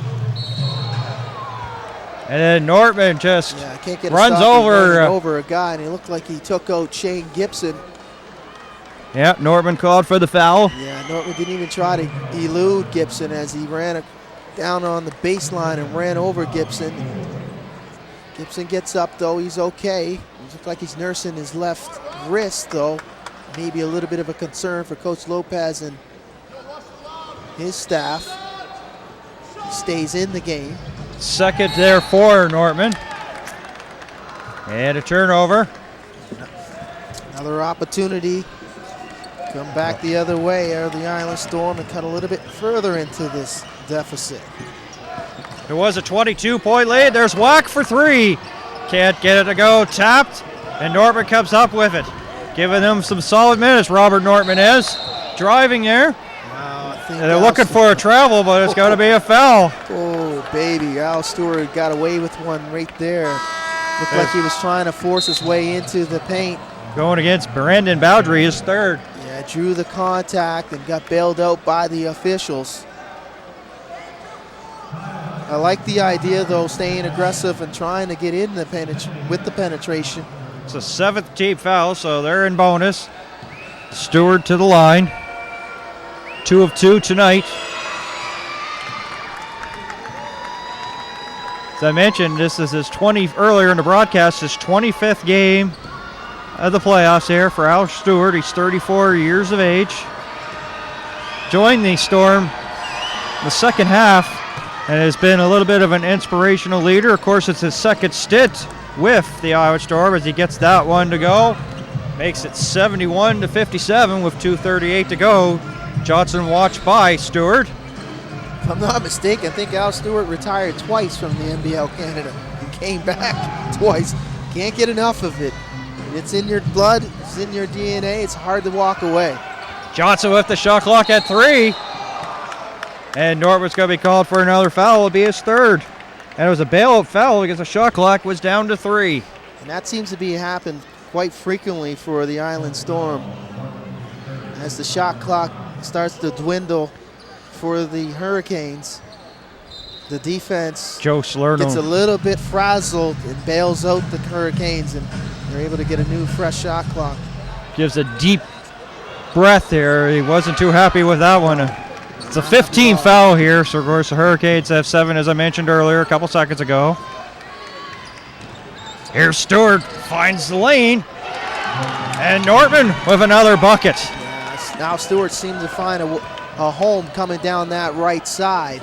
He was able to blow by his defender, draw the double team, and a nice pass to Nortman. Nortman with nice soft hands and an easy layup. That's something Nortman can do. And a turnover as Bowdry's called for a travel. So what was a 22-point lead is now down to 12 here in a minute 47. Chipping away, Danny, chipping away, one possession at a time. Starting to get some inspiration and getting some confidence right now of the Island Storm.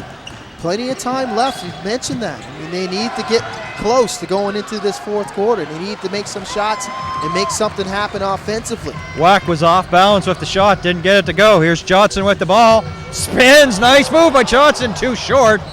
Goes off the hands of Bertrand, and it will stay with the Hurricanes and a new 24 as Cliff Clinkscales comes back here. Yeah, Coach Lopez couldn't wait any longer. He had Cam Bennerman in there trying to get some quality minutes. He had to go back to his strength with the double point guards out there, and Clinkscales and Johnson. Grant returns now for Wack, and Wack gave them some good minutes, 12 points, and that's all off the bench. And absolutely, he gave him a good offensive lift, and he's not playing 100%, so you got to give full marks to Rashad Wack and the effort he put in this third quarter. They swing it around, and inside now, Hunt with the ball. Shot clock at 10. Calls for a travel of Salerno. But they get the ball, and they got numbers quickly the other way. 2-on-1. Stewart lays it up. Clinkscales let him go, and that's a pretty good decision there. Clinkscales, of course, has only one foul, but, you know, sometimes they say you could always get the points back, but not the fouls, and they decided just to give him the 2 points. The Island Storm right now on a nice run. I believe a 12-0 run. It's down to 10 now. Johnson drives, and he'll have a chance to complete the three-point play, and Joe Salerno not too happy here in our broadcast location. Doesn't think that it should be an and one, but it's going to be. Well, Malcolm Grant and Al Stewart are both agreeing that there was a foul, but they're just saying it wasn't a continuation foul. It was more of a blocking foul on the floor, and he wasn't in the act of shooting. Johnson automatic once again.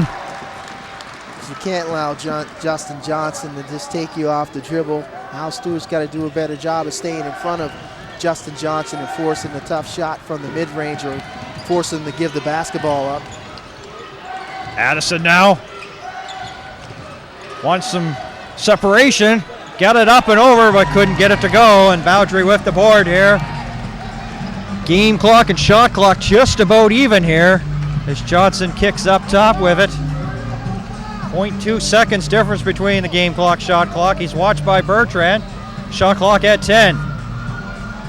Stay patient. A foul there they had to give. Can't lunge. Can't As lunge. Bertrand. Good foul, though, but can't lunge. You can't lunge at Justin Johnson. He's just going to go blow by you. If you decide you're going to thrust out, take the dribble drive away from him. Well, I think there was a, I thought, because I was thinking the same thing, and I'm sure that if Bertrand didn't think that he had a foul to give, he wouldn't have done it. It's just like giving up a layup pretty in well. This situation to Justin Johnson. He's not going to make any mistakes from the charity stripe, that's for sure. The Hurricanes, after this free throw, will get the ball. Shot clock shut off, 5.7 to go. Automatic. That's automatic from the free throw line, Justin Johnson. So what was almost a 10-point game, back to 15 now. 5-0 run here for the Canes here. Malcolm Grant can't hit. I said the Hurricanes have hit the Storm, pardon me. So the Storm had a chance there with 5 seconds ago, couldn't get it to hit. So that's how the third quarter ends. 15-point game, 76-61. I like the pushback, though. I mean, little pushback and some resistance in that third quarter displayed by the Island Storm. Well, the thing is that they did not give up 30 points in this quarter. They gave up 25, but they, of course, lost the quarter 25-24. But the thing is now is that they are down by 15, and if they've got to find a way to probably try to get back into this, but of course 12 minutes, as you say, in this league, 15-point leads, we've seen it, it's not safe, but they've looking at a possibility of going back to Charlottetown Sunday down 2 and have to win 3 straight. And of course their home record has been, we talk about the road record being 5-15 in the season, and of course with only 9 wins at home, so they're below 500 at home as well. So, but of course, you know, you're home, you're having a chance to, you know, have sleep in your own beds, have your own food, have your own routine. Oh, yeah, but of course, you know, it's the thing is that you're going to have to do 2 straight, and have not seen the Canes lose 3 straight ever. We've seen 2, but not 3. No, that's probably not going to happen. And it's a tough task for the Island Storm, but like you said, the friendly confines of the Eastlink Center give them opportunities to revive them, a new life behind their home fans, and it's probably going to be a ruckus crowd over there for game number 3. They're going to have full support to try to push this series to at least a game 4 if necessary, but closeout games, we're going to see what type of team this Halifax team is going to be on the road in a closeout situation, but we're talking a little premature right now. We still have 12 minutes left. It's only a 15-point deficit. Like we've talked about it at the end of this quarter, we've seen some crazy leads dwindle in a hurry. So if Halifax is not careful and they're not playing consistent in this fourth quarter, take care of the basketball, not turn it over, get good quality shots, and don't give up second chance opportunities and not give any type of life to the Island Storm, they should be in pretty good shape in a 2-0 lead going into game number 3. Tapped out there by Norman as the 3 for Bertrand doesn't go, but he taps it out of bounds. Hurricanes basketball. 14 seconds gone here in quarter number 4. Vince Williams, Dan Hobson, the Silver Vision crew. Game number 2 of the Atlantic Division semifinal. Hurricanes leading the series 1-0.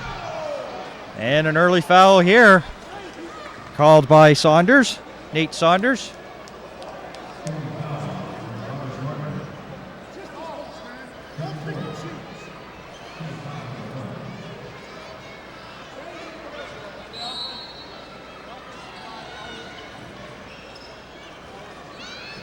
Going against Nortman there. Johnson with the ball to Glover. Bowdry. Hot potato, can't handle it, turns it over. It's going to be Island Storm basketball. A little bit of a slower pace here in the fourth quarter here. Well, that benefits the Halifax Hurricanes because the time is not on the side of the Island Storm.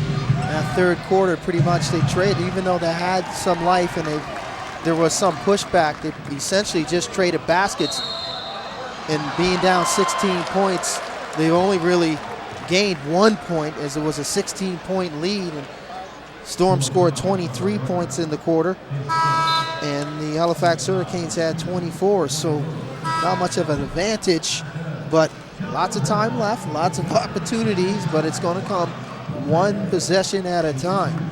Boundary at the line, 78% here. First free throws tonight here. Who attended his high school at Truman High.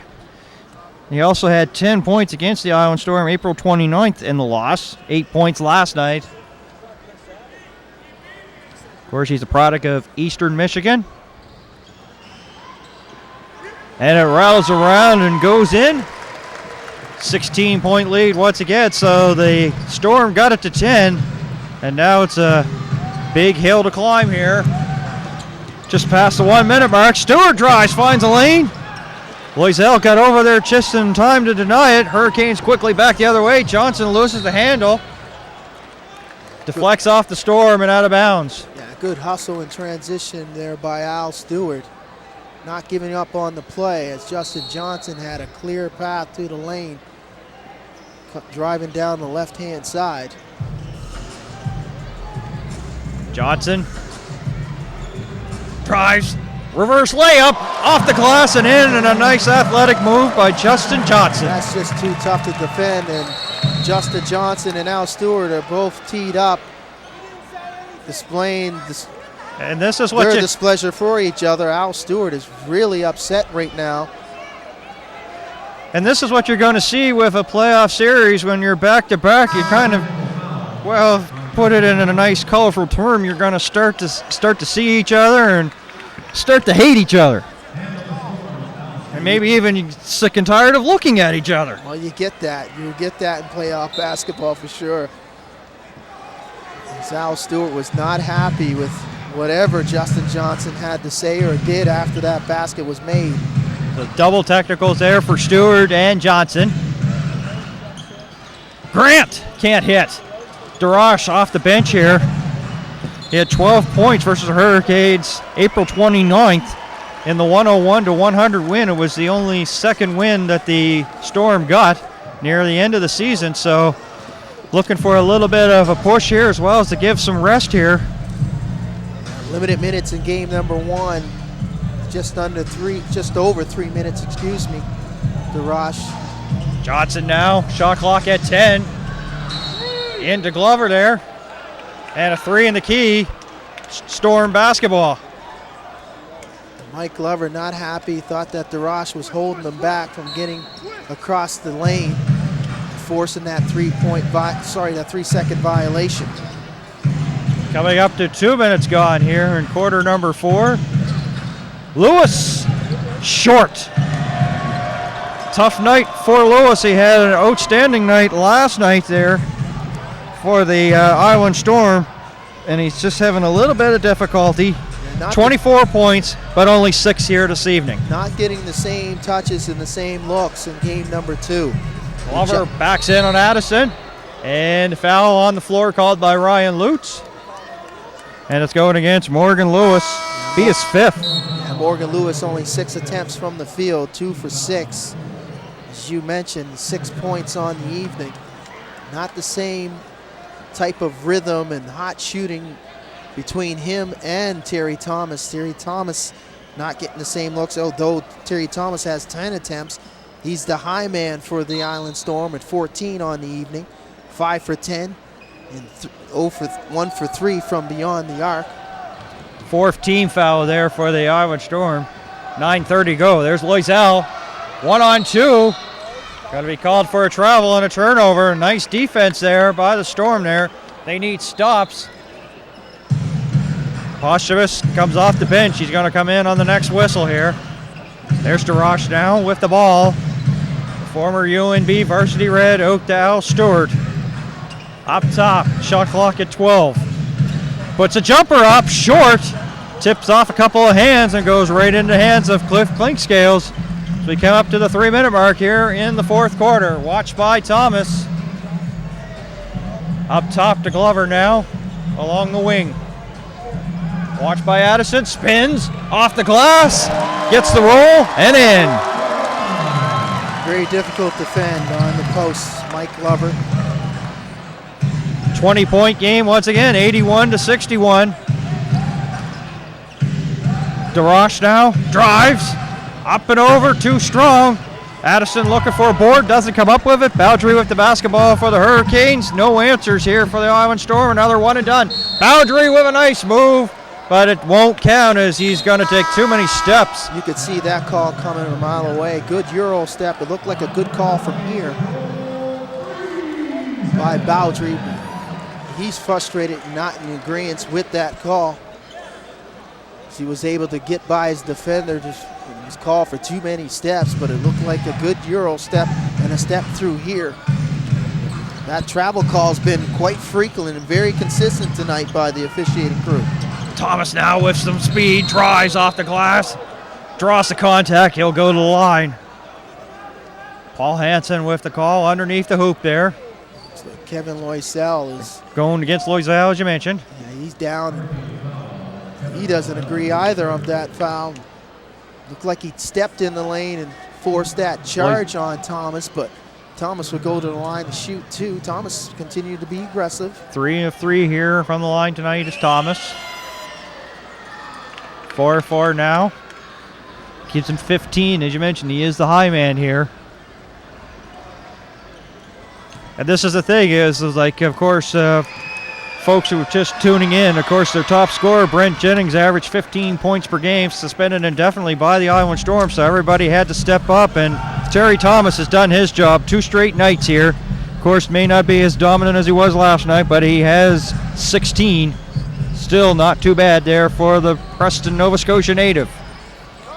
Turnover there, DeRoche. Long lead pass, Stewart, off the glass, and one. And a nice pass there by DeRoche in transition, Vince. Absolutely good positive play in transition. Good finish by Al Stewart. Drew the contact, waited for Clint Scales to come by, but he had enough strength to get it up and get it to the rim. I think Clint Scales was either going for the steal or he didn't really want to give up the hard foul, because if he probably would have drew the hard foul, they would have probably called it a clear path foul. It would have been 2 shots plus possession. 15-point game, 81-66, 7:47 to go. Friesen with the ball. DeRoche with some solid D. Draws the contact there. Actually, it's going to be Morgan Lewis. That looks like number 6 for That's going to be the 6th to Lewis. Tough night all around for Morgan Lewis. And Bertrand will return here. Morgan Lewis, of course, a different tale. 24 points last night, just 6 tonight. And Bertrand will come in and take his spot, as I mentioned here. 7:38 to go.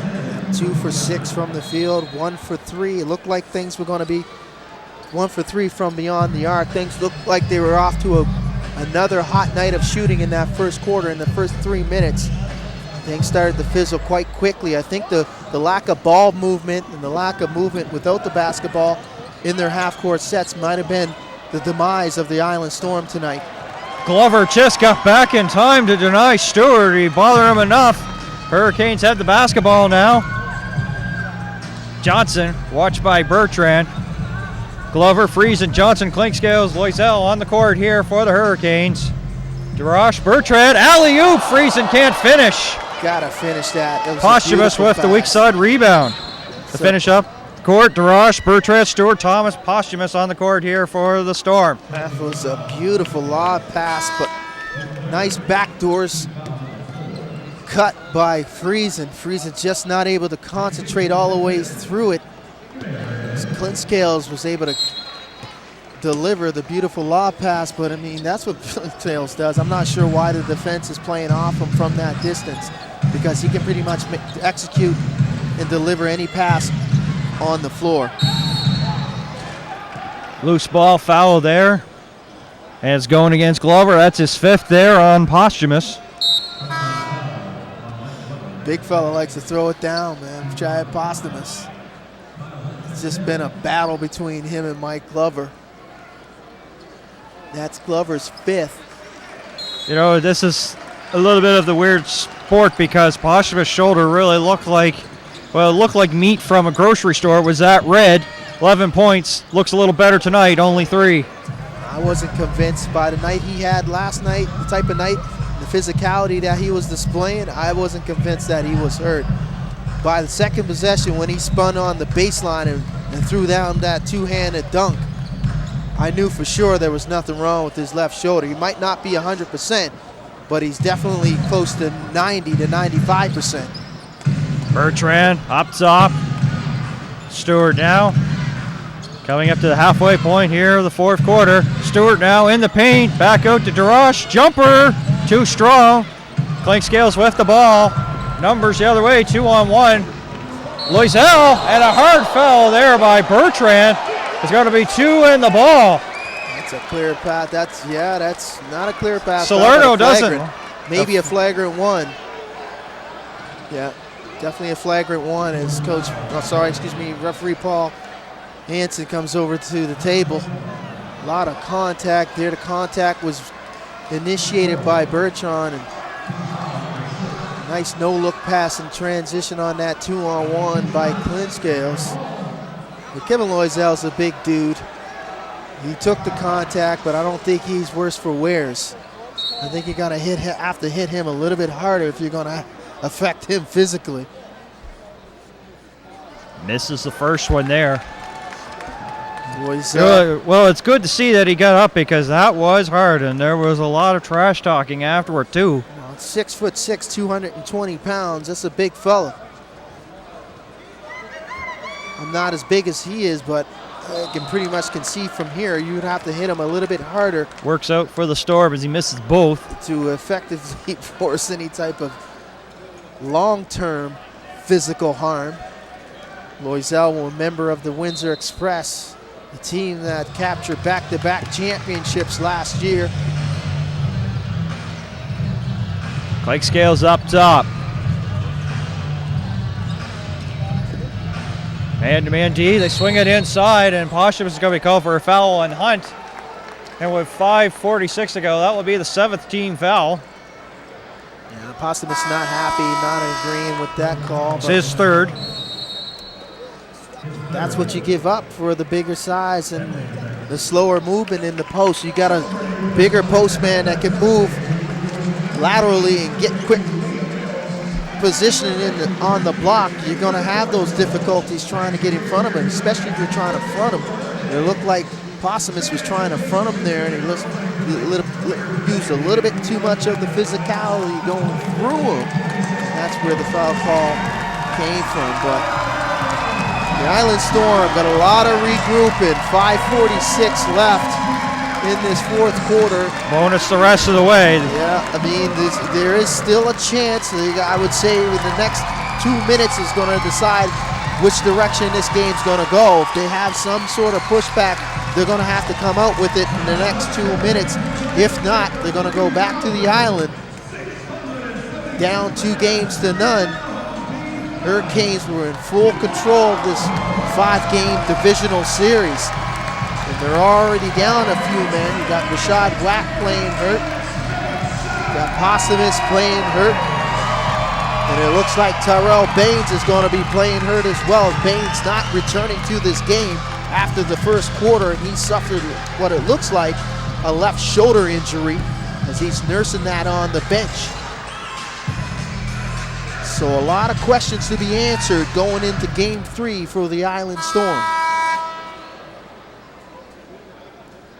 Just while we have this little break, once again, of course, we're going to remind everybody here, NBL on YouTube, game number 3 will be Sunday afternoon at 2.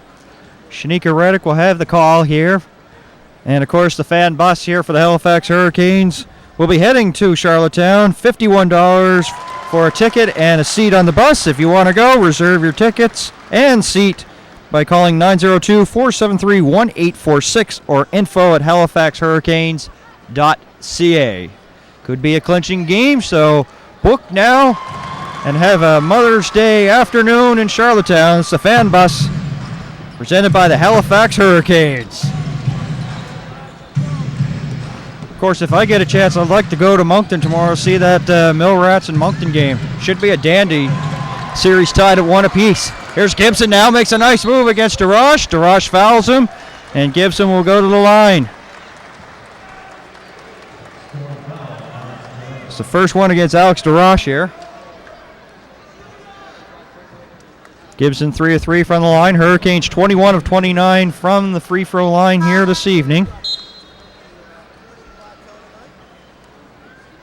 72%, sorry. Coming into these playoffs, a lot of questions were going to be asked into the second season and where these four teams were going to go and what team was probably going to be the one team that no team didn't want to face. And right now, I definitely would say, and it was always to a point that I had made when I've seen the Moncton Miracles. The Moncton Miracles present an unusual matchup for teams at the guard position. They have outstanding guard play from their three guards, and they get and put a lot of pressure offensively on the defenders when it comes to those guards, and they know how to play within the system. Coach Mo's got those guys playing outstanding basketball, and as you mentioned, being down 13 points in the Harbor Station going into the fourth quarter, that's a tough place to win basketball games. Just ask the Halifax Hurricanes. Favorite play of Shane Gibson, catch and shoot from the corner.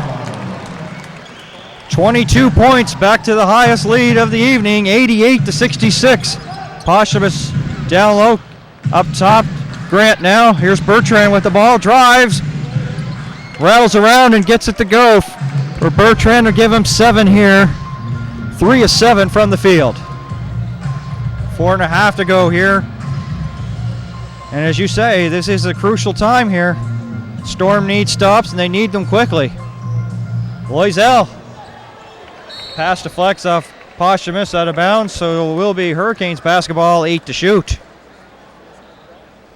Yeah, if things haven't changed in the next minute and a half, you can pretty much kiss this one goodnight. Because I'm not sure if the Island Storm have enough offense and enough defense to force the Halifax Hurricanes to turn the basketball over to generate a big enough comeback to win this one. Might be a little indicator here as Thomas will go to the bench here. Addison returns. That's short, but Hunt was there all by himself and tipped it back in.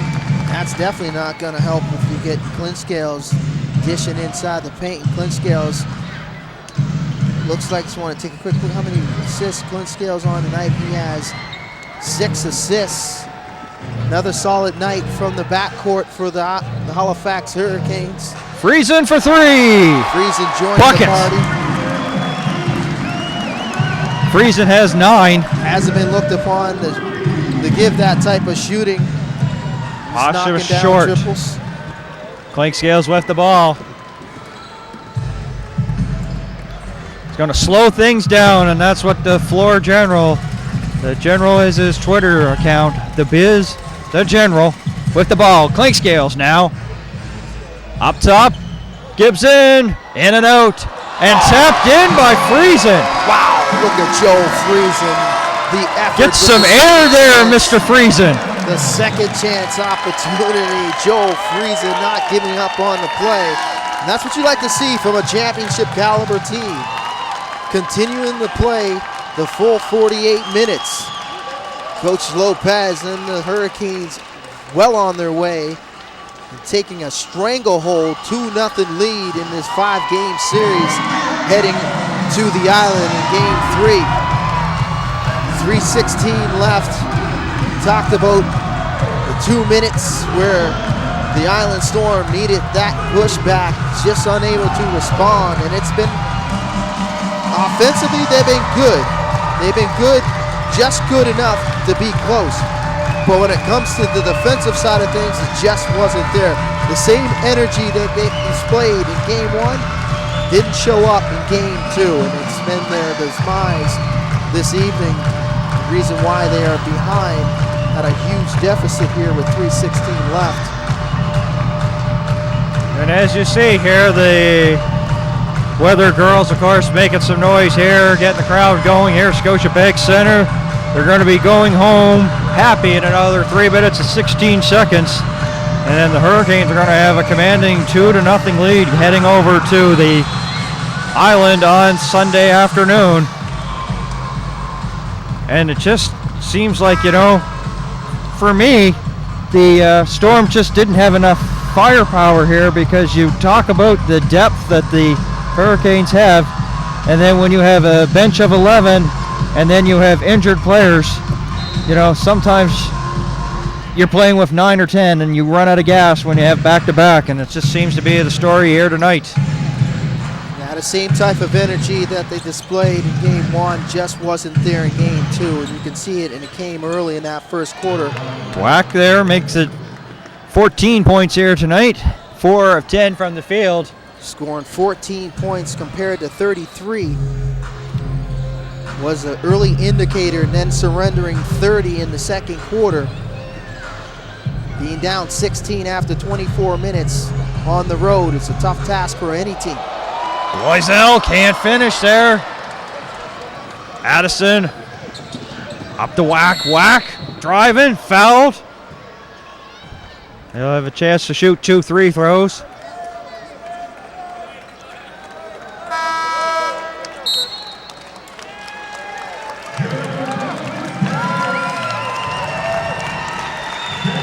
$16 foul there for the Hurricanes. First foul there for Cameron Bennerman tonight.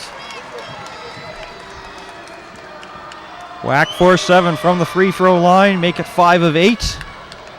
15 points as Dixon getting ready to come back in here for the Hurricanes. Of course, Renato Dixon played his high school ball with Christian Faith Academy, 5 points last night. But because Whack missed that one, he'll have to sit back down in front of the scorer's table with 2:26 to go, 95-71. Ty Nurse into the game here, getting some minutes here, the dying seconds of this one. There's Loisel, watched by Addison. I like how you give respect to the high schools where these guys play. Most play-by-play commentators usually give the respect to the universities, but I think I've used them all, so I'm trying to give a little more information. Oh yeah, but the grassroots is where it starts, and that's all the respect to the volunteers at that level, at the high school level. That's where you make a decision whether you want to play basketball, hockey, football, deciding that if you're going to take it to the next level, it's going to be that post-secondary education at the university level. So I like how you mentioned the high school. I respect that. Very nice. Less than 100 seconds to go. Here's Loisel now. Kick out. Friesen. Downtown, yes. Gives him the 100-point barrier. Joe Friesen's from what high school? I didn't find that on him. It wasn't on that one, but I know he's from Abbotsford, British Columbia. Absolutely. Respect. You're going to go find it out, aren't you? British. No, I'm not. I figured you had. That's why I asked, because I would have chimed in. Of all the guys to ask, you had to figure it out. I'll have to go ask. I have to ask Joel Friesen sometime. I know he's a product from the University of Alberta. Golden Bears. The Bears. Grant will go to the line here. Bounces in and out here. Malcolm Grant, of course, and the Guardian there. People weren't with me last night, or with us last night. Talked about how the team came out flat in the second half. He took a lot of responsibility. We're kind of expecting a big game from him, and he was kind of quiet last night, quiet again tonight. Only 4 points, 1 of 9 from the field, struggling here. Yeah, the whole team is pretty much quiet tonight. At Spurs, they had their moments. Boundary 1-on-2, can't cut through the trees to get that one to go. But if you're looking to see where the game was lost, I'm definitely going to have to point it in the first 24 minutes. 51 points put up by the Canes, 21 in the first, 30 in the second. Not responding were the Storm. Storm coming out slow with 14 in that first quarter.